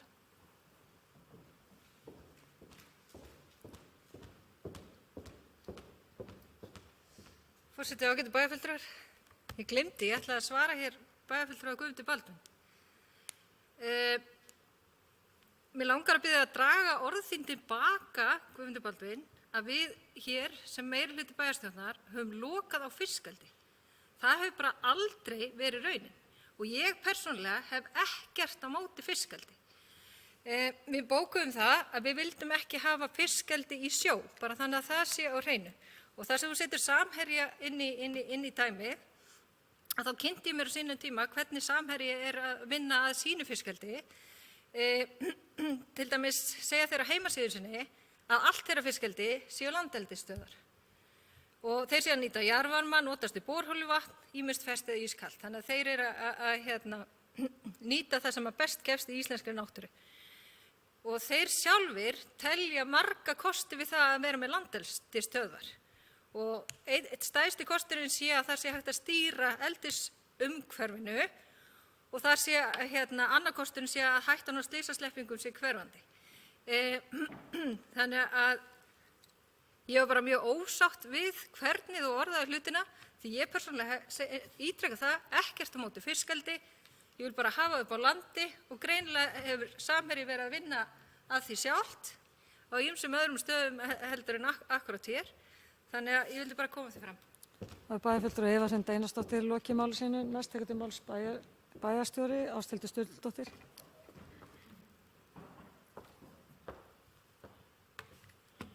Forseti, ágætu bæjarfulltrúar. Ég vil nú þakka fyrir þessa góðu umræðu sem hefur verið hér í dag sóknaráætlun og ýmislegt fleira hvernig við náum að byggja samfélagið okkar upp. Mig langaði nú bara að koma aðeins inn á nokkra punkta og það hefur svo sem ýmislegt hefur verið nefnt hér. Í dag þá búa á norðausturhorninu 30.540 einstaklingar og það má nú segja að það ekki á mörgum stöðum það sem hefur fjölgað á síðastliðnum 8 árum en það hefur verið hér í kringum Akureyri á stóra Akureyrarsvæðinu en eftir því sem fjær dregur frá okkur þá hefur íbúum fækkað. Á þessu tímabili þá hefur fjölgað 1150 manns á Akureyri og í Hörgársveit 39, Eyjafjarðarsveit 46, Svalbarðsstrandarhreppi 93 og Grýtubakkahreppi 20, Skútustaðahreppi 122 og í Norðurþingi 231 og heildarfjölgunin því 1427. Þannig að það 277 manna fjölgun utan Akureyrar og mestmegnis bara hér rétt í kringum okkur. En ég vil svo sem taka undir með Sóleyju, í mínum huga allur heimurinn undir og það nú þannig að í dag þá var samþykkt að rannsóknarsjóður, tækniþróunarsjóður og innviðasjóður verði efldir, þessi sjóður hjá Rannís, í sérstöku 3 ára átaksverkefni og verða framlögin aukin 50% miðað við fjárlög þessa árs. Og þarna gríðarleg sóknarfæri fyrir okkur hér á Akureyri. Og ég held að við eigum að setja mikinn kraft í það að vinna góðar umsóknir sem eiga erindi, fá sérfræðinga til þess að vinna í þessum umsóknum, en þær þurfa að vera þannig að það sé nýbreytni og það sé eitthvað í þeim sem aukin nýsköpun. Þannig að við þurfum að horfa til þess. En sömuleiðis langaði mig líka til að segja ykkur frá því að því að við erum sammála það að heimurinn eigi að vera undir þegar kemur að íbúum. Að það mjög stór hópur sem út allan heim og vinnur út allan heim, sem við köllum digital nomads. Og þeir vinna á næsta kaffihúsi eða bara á næsta torgi eða hvar sem Og atvinnuvega- og nýsköpunarráðuneytið að vinna að sérstökum ramma utan þennan hóp. Og ég hef látið ráðherra vita því að við séum áhugasöm það að að taka þátt í verkefnum í kringum þetta og séum áhugasöm þennan hóp, enda við alveg eðal samfélag til þess að taka á móti svona hópi. Við erum gestreisin, við erum með frábæra innviði og við erum akkúrat samfélagið sem þessir hópar að sækjast eftir, bara svona eftir að hafa skoðað það sérstaklega á netinu. það verið að reyna að búa til regluverk þannig að þessir hópar fólks séu að borga til samfélagsins, að þeir séu ekki að ferðast heiminn og borga ekki skatta. Þannig að það verið að reyna að búa til reglugerðir kringum þetta. Eistar eru mjög framarlega þegar kemur að hópinum Digital Nomads. Þannig að þetta getur líka verið íbúar hjá okkur og auka veltun og ýmislegt í samfélaginu okkar. Og svo ekki síður, þá fullt af fólki sem að leita að skjóli undan COVID og vilja kannski frekar búa í samfélagi eins og Akureyri heldur en í stórborgum. Og ég held að það sé ekkert fjarlæg hugsun að kannski eftir 5-10 ár þá gæti þess vegna verið alþjóðlegur skóli á Akureyri, sem ég held að það væri alls ekki fjarlæg og bara frábær hugmynd og frábær þjónusta við alls konar hópa. Sömuleiðis var samþykkt að einfalda umsóknarferli fyrir atvinnuleyfi fyrir sérfræðingu utan EES og það akkúrat þessi hópur, þessi Digital Nomads hópur. Og þannig að því að Íslendingum fjölgar mjög hægt, við þurfum að horfa til heimsins alls til þess að fjölga íbúunum. Við erum ekki að fá 2000, það ekki 2000 mann sem koma kannski hingað norður sem bara að verða til nema þeir séu að koma út frá landsbyggðunum.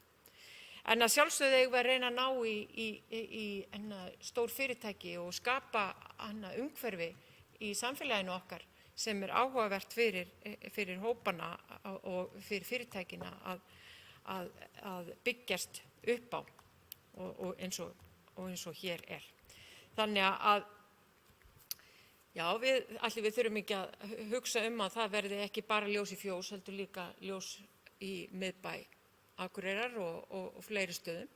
En mér finnst þetta að vera allavega hópur sem við eigum að horfa til líka og gæti verið virkilega dýrmætur fyrir samfélagið okkar. Það bæjarstjóri lokið máli sinna og orðið laust. Næst tekur til máls bæjarfulltrúi Guðmundur Baldvin Guðmundsson.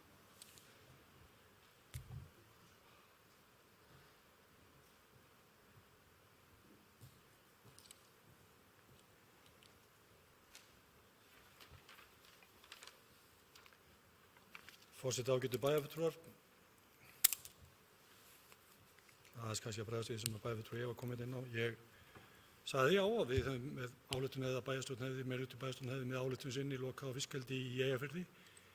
Vissulega það rétt hjá henni að hún talaði að laxeldi í landi menn hefði ekkert verið að afnýta því en hins vegar þarna og vitnaði síðan í heimasíðu Samherja en ég bara að vitna í viðbrögð framkvæmdastjóra fiskeldis Samherja bæði á þessum fundi sem var haldinn hér þessi mál af vegum ráðherra og svo eftir þann fund þar sem hann hefur talað það að var mjög óhress með þessa bókun og okkar afstöðu og ég bara var að benda á það mér þetta mikilvægt í rauninni á sama tíma og við tölum að eiga samtölu við fyrirtækinu þá held ég við eigum alltaf að gera það ekki bara stundum en þarna ég held líka að einn hópur að við höfum svo sem séð á síðustu árum og ég var bara akkúrat að tala við skipulagsstjóra í gær og það náttúrulega vekur svolítið athygli hversu mikið við erum að byggja af íbúðum hérna Akureyri og hvernig íbúðaþróun og það veltir maður fyrir sig hversu margir eru hérna með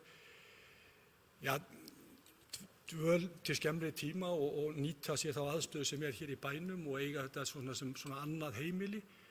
Og ég bara hef hitt hér fólk sem í sumar sem á íbúður hér finnst afskaplega gott að vera hérna og komið kannski á efri ár, hefur góðar tekjur, lífeyrisgreiðslur og annað slíkt og ég held að maður veltir við sér hvort að við höfum líka einhvern veginn að fókusera á þennan hóp. En þetta fólk sem oft á tíðum með kannski góðan eftirlaun og þá góðir skattgreiðendur, hafa áhuga á því að vera hér og nýta gæði, golfvöll, hlíðarfjall og fleira. En spurningin svo hvernig við getum fengið og hvort að við getum fengið þetta fólk til þess að bara líta á Akureyri sem sitt aðalheimili, ekki bara sem svona annan dvalarstað. Og þá kemur ég akkúrat inn á það hvort að við verðum ekki að fara að slá í klárinn með þetta íbúakort okkar, þannig að við getum nýtt það svona til þess að bæjarbúar, þeir sem eru hér í bænum, svona finni hjá sér hag og þörf til þess að vera íbúar hér í bænum og hafi þá einhverja kosti vegna þess. Bara svona þessi nýja umræða. En ég ætla ekki að taka þessi orð mín sérstaklega tilbaka bæjarfulltrúi Eva. Ég sagði þetta svona og ég bara þá að túlka það sem mér finnst. Það er bæjarfulltrúi Guðmundur Baldvin Guðmundsson, lokið máli sínu, næst til máls bæjarfulltrúi Hilda Jana Gísladóttir.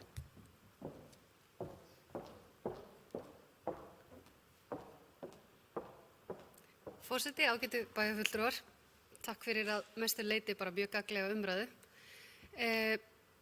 Mér finnst það er svo margt sem ég langar að segja og tala í þessu samhengi því að mér finnst þetta alveg brjálæðislega spennandi en mér finnst svo ótrúlega gaman þegar við snúum gleraugunum við og segjum hvar eru tækifærin, einmitt tækifæri kreppu, tækifæri til breytinga, hvernig það þeirra þjarmar að okkur, hvernig við getum séð lausnirnar.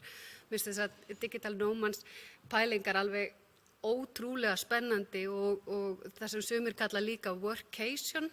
Það er að segja að þú kannski býrði í miklu margmenni einhvers staðar erlendis ef að okkur tekst að halda niðri COVID, hvað ef að fólk færi bara í sína 2 vikna sóttkví og gæti svo lifa og starfa hér þar sem að landflæmi er töluvert, þó það væri bara í gegnum kreppuna en það væri þá ferðamenn sem væri kannski að koma í nokkra mánuði en ekki í 2-3 daga eða yfir helgi með bakpoka.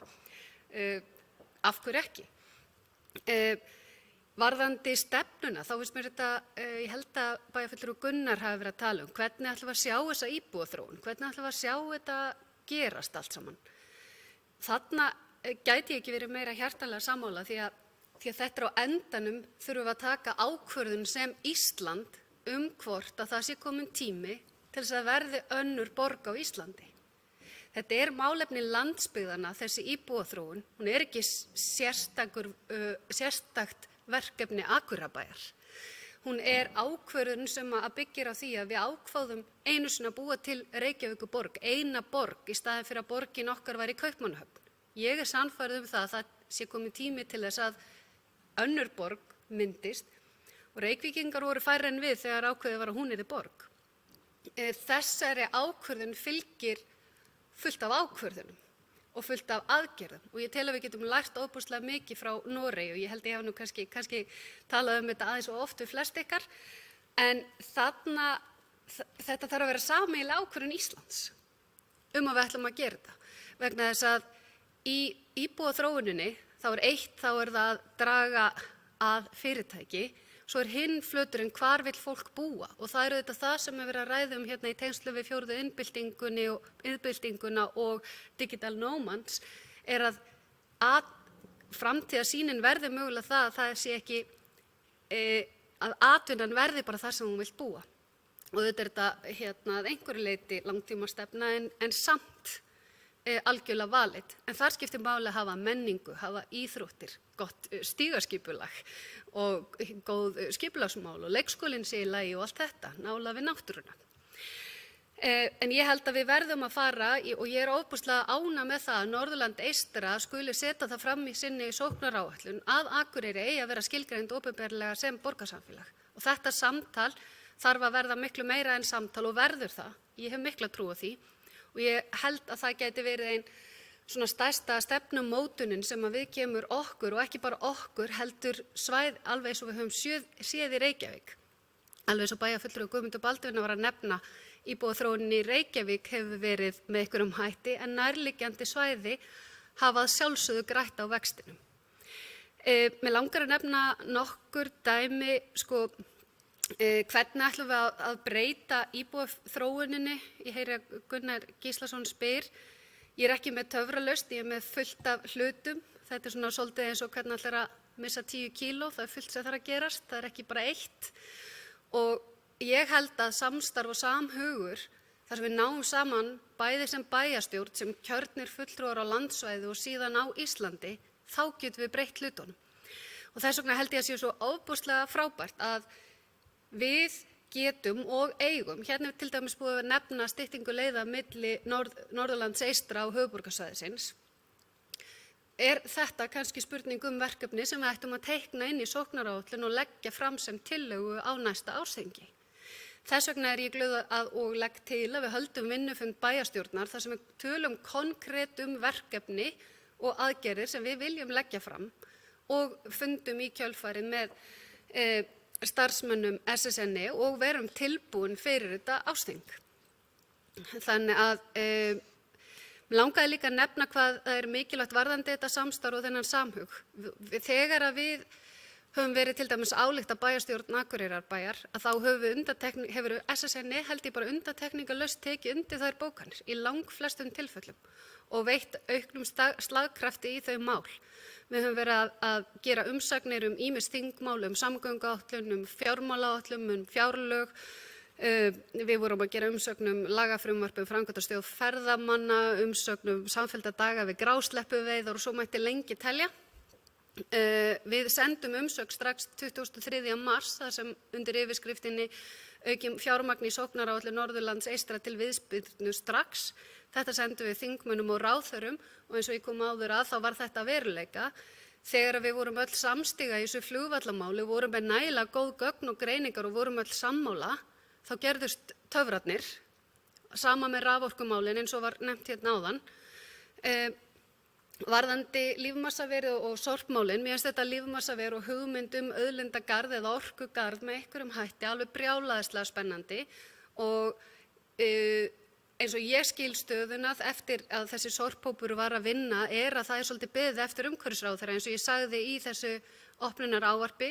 Þau skiluðu af sér núna í mars og það voru ansi mörgum spurningum ósvarað frá ráðuneytinu meðal annars sorpbrennslur, hvort að þær ættu að vera margar eða fáar, urðunarskattinn og svo framvegis. Þannig að það er heldur, við viljum heldur ekki hlaupa alveg á undan en okkur skilst að umhverfisráðherra skili frumvarpi núna á haustmánuðum eða bara í september. Við höfum líka sýnt að þegar við erum með slagkraft til þess að standa saman, til dæmis hvítbókum háskóla eða núna þegar það var verið að átt að takmarka fjölda nemenda við Háskólann á Akureyri, þá risum við öll upp sem einn maður, bæði bæjarstjórn á Akureyri og SSN. Þetta hefur áhrif á umræðuna. Við höfum þrýst vel og lengi á legudeild sjúkrahússins á Akureyri sem er að komast í gegn og auðvitað höfum við fundað með þeim. Fangelsismálin, ekki það ég þori varla að nefna þau, hvar eru þau stödd svo sem fangelsi á Akureyri. Og síðan það mikilvæg sem ég nefndi líka í upphafi er að starfsmennirnir fóru allir speitt, hentu frá sér verkefnum þegar COVID var að skella á og höfðu samband við alveg ótrúlega marga í atvinnulífinu á svæðinu og settu fram til bæði þingmanna og okkar stöðugreiningu á stöðu atvinnulífsins sem er lifandi skjal og á að vinna með áfram. Þetta hjálpaði allri upplýsingagjöf til þingheims og til okkar hvað væri að gerast. Varðandi styrkumsóknirnar þá er þetta alveg hárrétt sem bæjarfulltrúi Eva er að nefna og fleiri. Við þurfum og það þarf hreinlega að hafa það þannig við ætlum bæði að fjölga styrkumsóknum en ekki síður í ákvæðum styrkvilyrðum. Og það er líka áhugavert að vita það að það er einkaaðili sem er að fara að bjóða upp á þessa þjónustu að sækja styrki fyrir fólk með sem gæti orðið spennandi samstarf. Mér langaði líka að nefna samtali við atvinnulífið í ferðaþjónustu er auðvitað mikið og öflugt í gegnum stjórn Markaðsstofu Norðurlands og síðan auðvitað í gegnum hvað heitir sá hópur? Stjórn ferðamál. Stjórnstöðvar ferðamála þar sem að 3 ráðherrar sitja og rættir ferðamálin og meðal annars fyrirætlanir breytingu á hlutverki Markaðsstofu í áfangastaðstofu þar sem að sveitarfélögin gegna mikilvægu hlutverki. Þannig að ég ætla nú kannski ekki að þreyta ykkur endalaust en mér langar að nefna eitt lítið verkefni sem að mér fannst rosalega stórt og merkilegt samstarfsverkefni. Og eiginlega hálfgerð tímamót hjá okkur sem ég tel að við geti breytt því hvernig við horfum á sum verkefni og það er opnun kvennaathvarfsins hér á Akureyri. Gríðarlega mikið gæsahúðar augnablik á sama tíma og auðvitað allir verða pínu sorgmættir yfir því að þess þurfi. En þetta koma öll sveitarfélögin á Norðurlandi eystra og taka þátt í kostnaði á móti ríkinu. Þetta er til dæmis veit ég í Reykjavík þannig að Reykjavíkurborg kemur eitt að fjármögnun kvennaathvarfs í Reykjavík. En þarna held ég að sé svolítið brotið blað í því hvernig við getum nálgast fjármögnun og samstarf sveitarfélaga og horfið til þess. En að lokum við getum alveg valið að auðvitað eru merki á lofti að við þurfum að hafa varann á, við megum hvergi nærri hætt að vera kröfuhörð og áköf í að ná meiri og betri árangri og mögulega með nýjum lausnum því samfélagið okkar er að þróast svo hratt.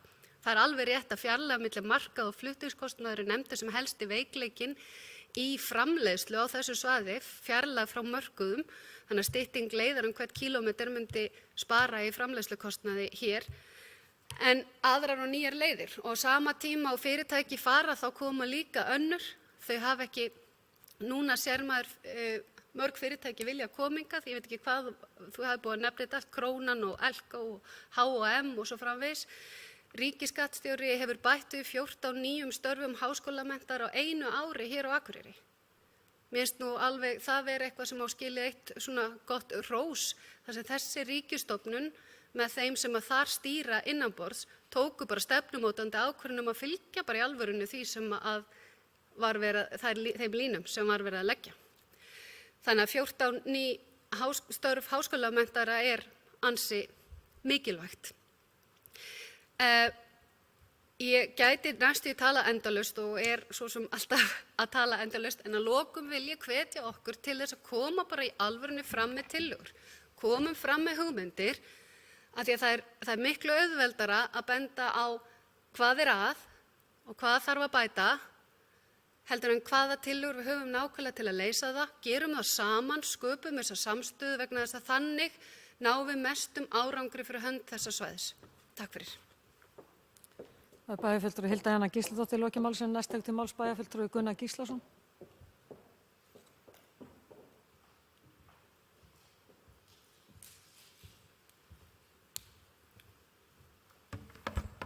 Forseti, ágætu bæjarfulltrúar, já, það skiptir máli að vinna saman og ná samstöðu, en við þurfum þá líka að byggja þá samstöðu á gögnum. Og við þurfum að hafa þá skýr gögn til að taka ákvarðanir út frá. Ég ætla bara að taka undir það sem að bæjarfulltrúi Eva Hrund kom hérna inn á áðan, að við þurfum að hafa þessi gögn. Og það er þannig að þegar núverandi þingmaður Samfylkingarinnar, Albertína, var atvinnumálafulltrúi hérna, þá var farið að safna til dæmis gögnum störf í opinbera geiranum og í ýmsum atvinnugreinum hérna á Akureyri og halda dálítið utan að. Einhver ástæðu þá datt þetta verkefni bara út á borðinu eða féll niður þegar hún hætti.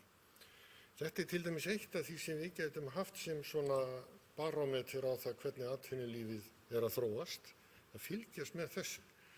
Þetta er að vísu, má kannski skoða þetta hluta til inn á vef Byggðastofnunar þar sem að þeir taka saman til dæmis skýrslum atvinnutekjur og þróun þeirra yfir ákveðin tímabil.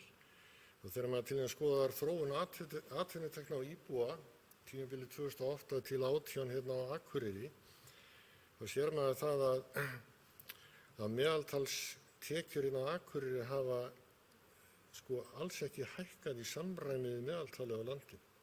Og ég tók bara að gamni mínu saman hérna í milljónum króna, eða bara í krónum, hvað hefði nú munað þarna ef að við værum á landsmeðaltali með atvinnutekjurnar per íbúa.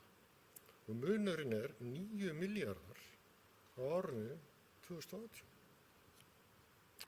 Ég held við þurfum einhvern veginn að velta þessum hlutum aðeins fyrir okkur, af hverju er þessi staða svona en ekki hinsegin. Því að við þurfum þá að bregðast við og taka ákvarðanir. En svo getur maður kannski sagt líka núna að það sem gerist þegar við lendum í þessu COVID er að efnahagurinn fer á hvolf.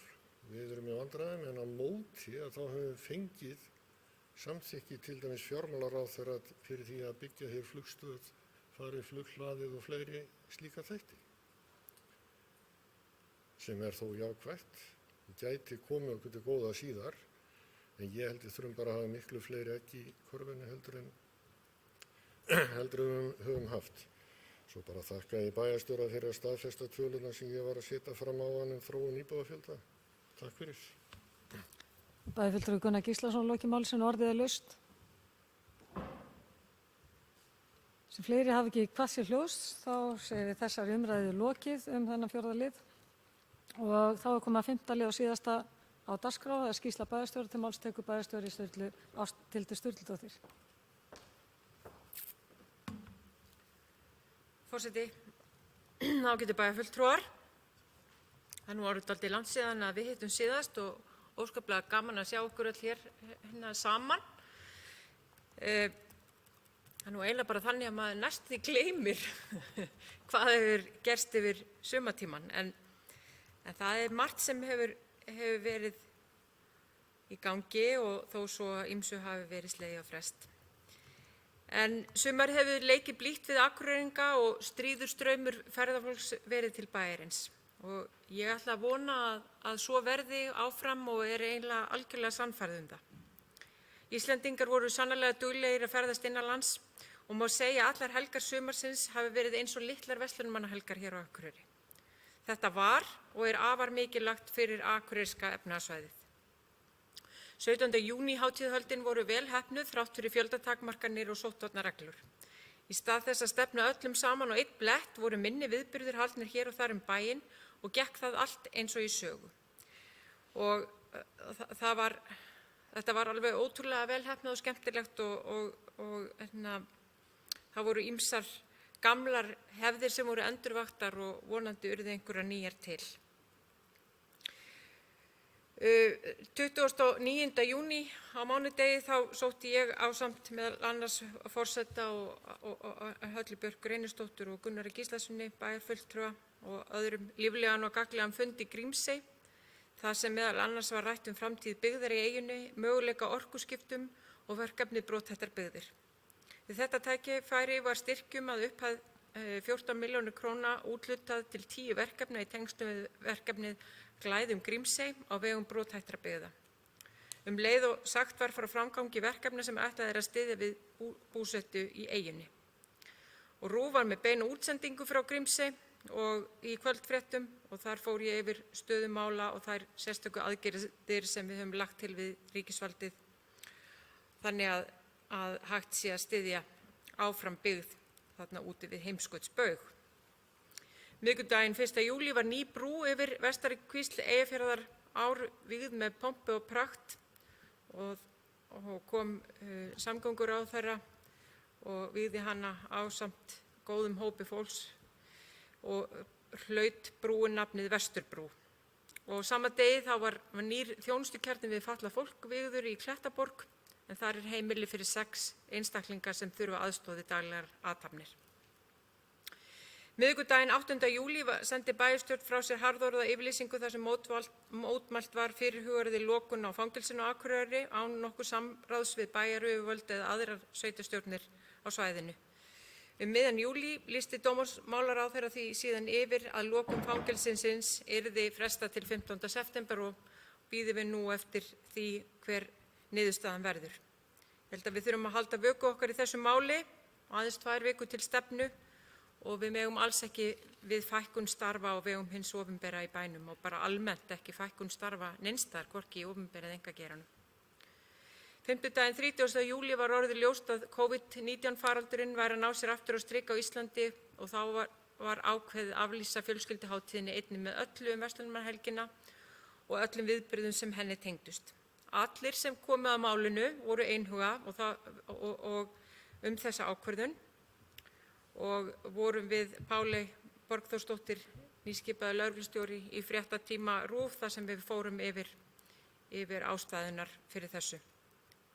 Snemma í ágúst var einnig ákveðið að aflýsa hefðbundinni Akureyrarvöku afmæli sveitarfélagsins en hún var þó haldin nýliðna helgi með nýju sniði þar sem upplýstar voru byggingar og bílabíó sem vöktu helsta athygli og mæltist vel fyrir. Þriðjudaginn 4. ágúst og fimmtudaginn 7. ágúst voru haldnir stöðufundir með lögreglunni á Akureyri vegna nýrra smita útbreiðslu COVID-19 á Íslandi og mánudaginn 17. ágúst var fundað í samráðshópi almannaheill íbúa á Akureyri og var þá komu töluvert annað hljóð í strokkinn en var á fundi okkar 15. júní þegar flestir töldu að COVID-19 væri á undanhaldi. Margra mánaða skeið hafa staðið yfir viðræður við ríkisvaldið rekstur öldrunarheimila Akureyrar og þá bæði milli Akureyrarbæjar og heilbrigðisráðuneytisins og Akureyrarbæjar og Sjúkratrygginga. Í apríl ákvað bæjarráð að óska ekki eftir framlengingu og rekstrarsamningi heimilana sem rennur út næstu áramót. 18. ágúst síðastliðinn var síðan tilkynnt að heilbrigðisráðherra hefði ákveðið að fela Heilbrigðisstofnun Norðurlands að taka tímabundið við rekstri ÖA öldrunarheimila Akureyrar frá næstu áramótum eða þar til að rekstrar niðurstaða liggi fyrir en ég ber það von í brjósti að þetta verði til frambúðar að Heilbrigðisstofnun Norðurlands muni taka yfir reksturinn til frambúðar. Undirbúningur fyrir yfirtökunni þegar hafinn. Gert ráð fyrir því að fyrsta útborgun á launum verði 1. desember á vegum HSN og erum við þegar byrjuð að funda það hvernig megi yfirfæra þetta án mikilla hnökra. Síðastliðinn fimmtudag, 27. ágúst, var kvennaatkværið á Akureyri opnað að viðstöddu fjölmenni og innan fjöldatakmarkanna sjálfsögðu og þar voru meðal annarra viðstödd dómsmálaráðherra Áslaug Arna Sigurbjörnsdóttir og félagsmálaráðherra Ásmundur Einar Daðason, auk ríkislögreglustjóra og fyrrverandi og núverandi lögreglustjóra hér á svæðinu. Þetta mikið framfaraspor, það náttúrulega hörmulegt að það skuli þurfa að vera kvennaathvarf hér á Norðurlandi en það gleðilegt að öll sveitarfélögin koma að þessum rekstri og auk kvennaathvarfsins í Reykjavík og það eru ákveðin tímamót að það sé samstaða sveitarfélaga svona mikilvægt mál. En flest verkefni tengjast með einum eða öðrum hætti fjárhagsáætlun og hún hafin af fullum þunga og dagskrá okkar allra og allra sviðsstjóra litast mjög af því viðamikla og óvenju snúna verkefni næstu vikur. Takk.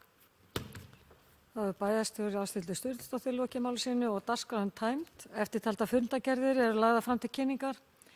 Afgreiðslufundur byggingafulltrúa 30. júní, 10., 17., 23. og 30. júlí, 7., 13. og 20. ágúst.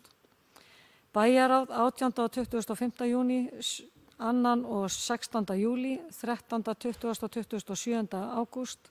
Frístundaráð 24. júní og 12. ágúst. Fræðsluráð 15. júní, 17. og 24. ágúst. Skipulagsráð 24. júní, 8. júlí, 12. og 27. ágúst. Stjórn Akureyrarstofu 11. og 25. júní og 13. ágúst. Umhverfis- og mannvirkjaráð 27. júní og 21. ágúst. Velferðarráð 24. júní og 19. ágúst. Og hægt að nálgast þessa fundargerðir á heimasíðu bæjarins og þá segi ég fundi slitið klukkan 19:02.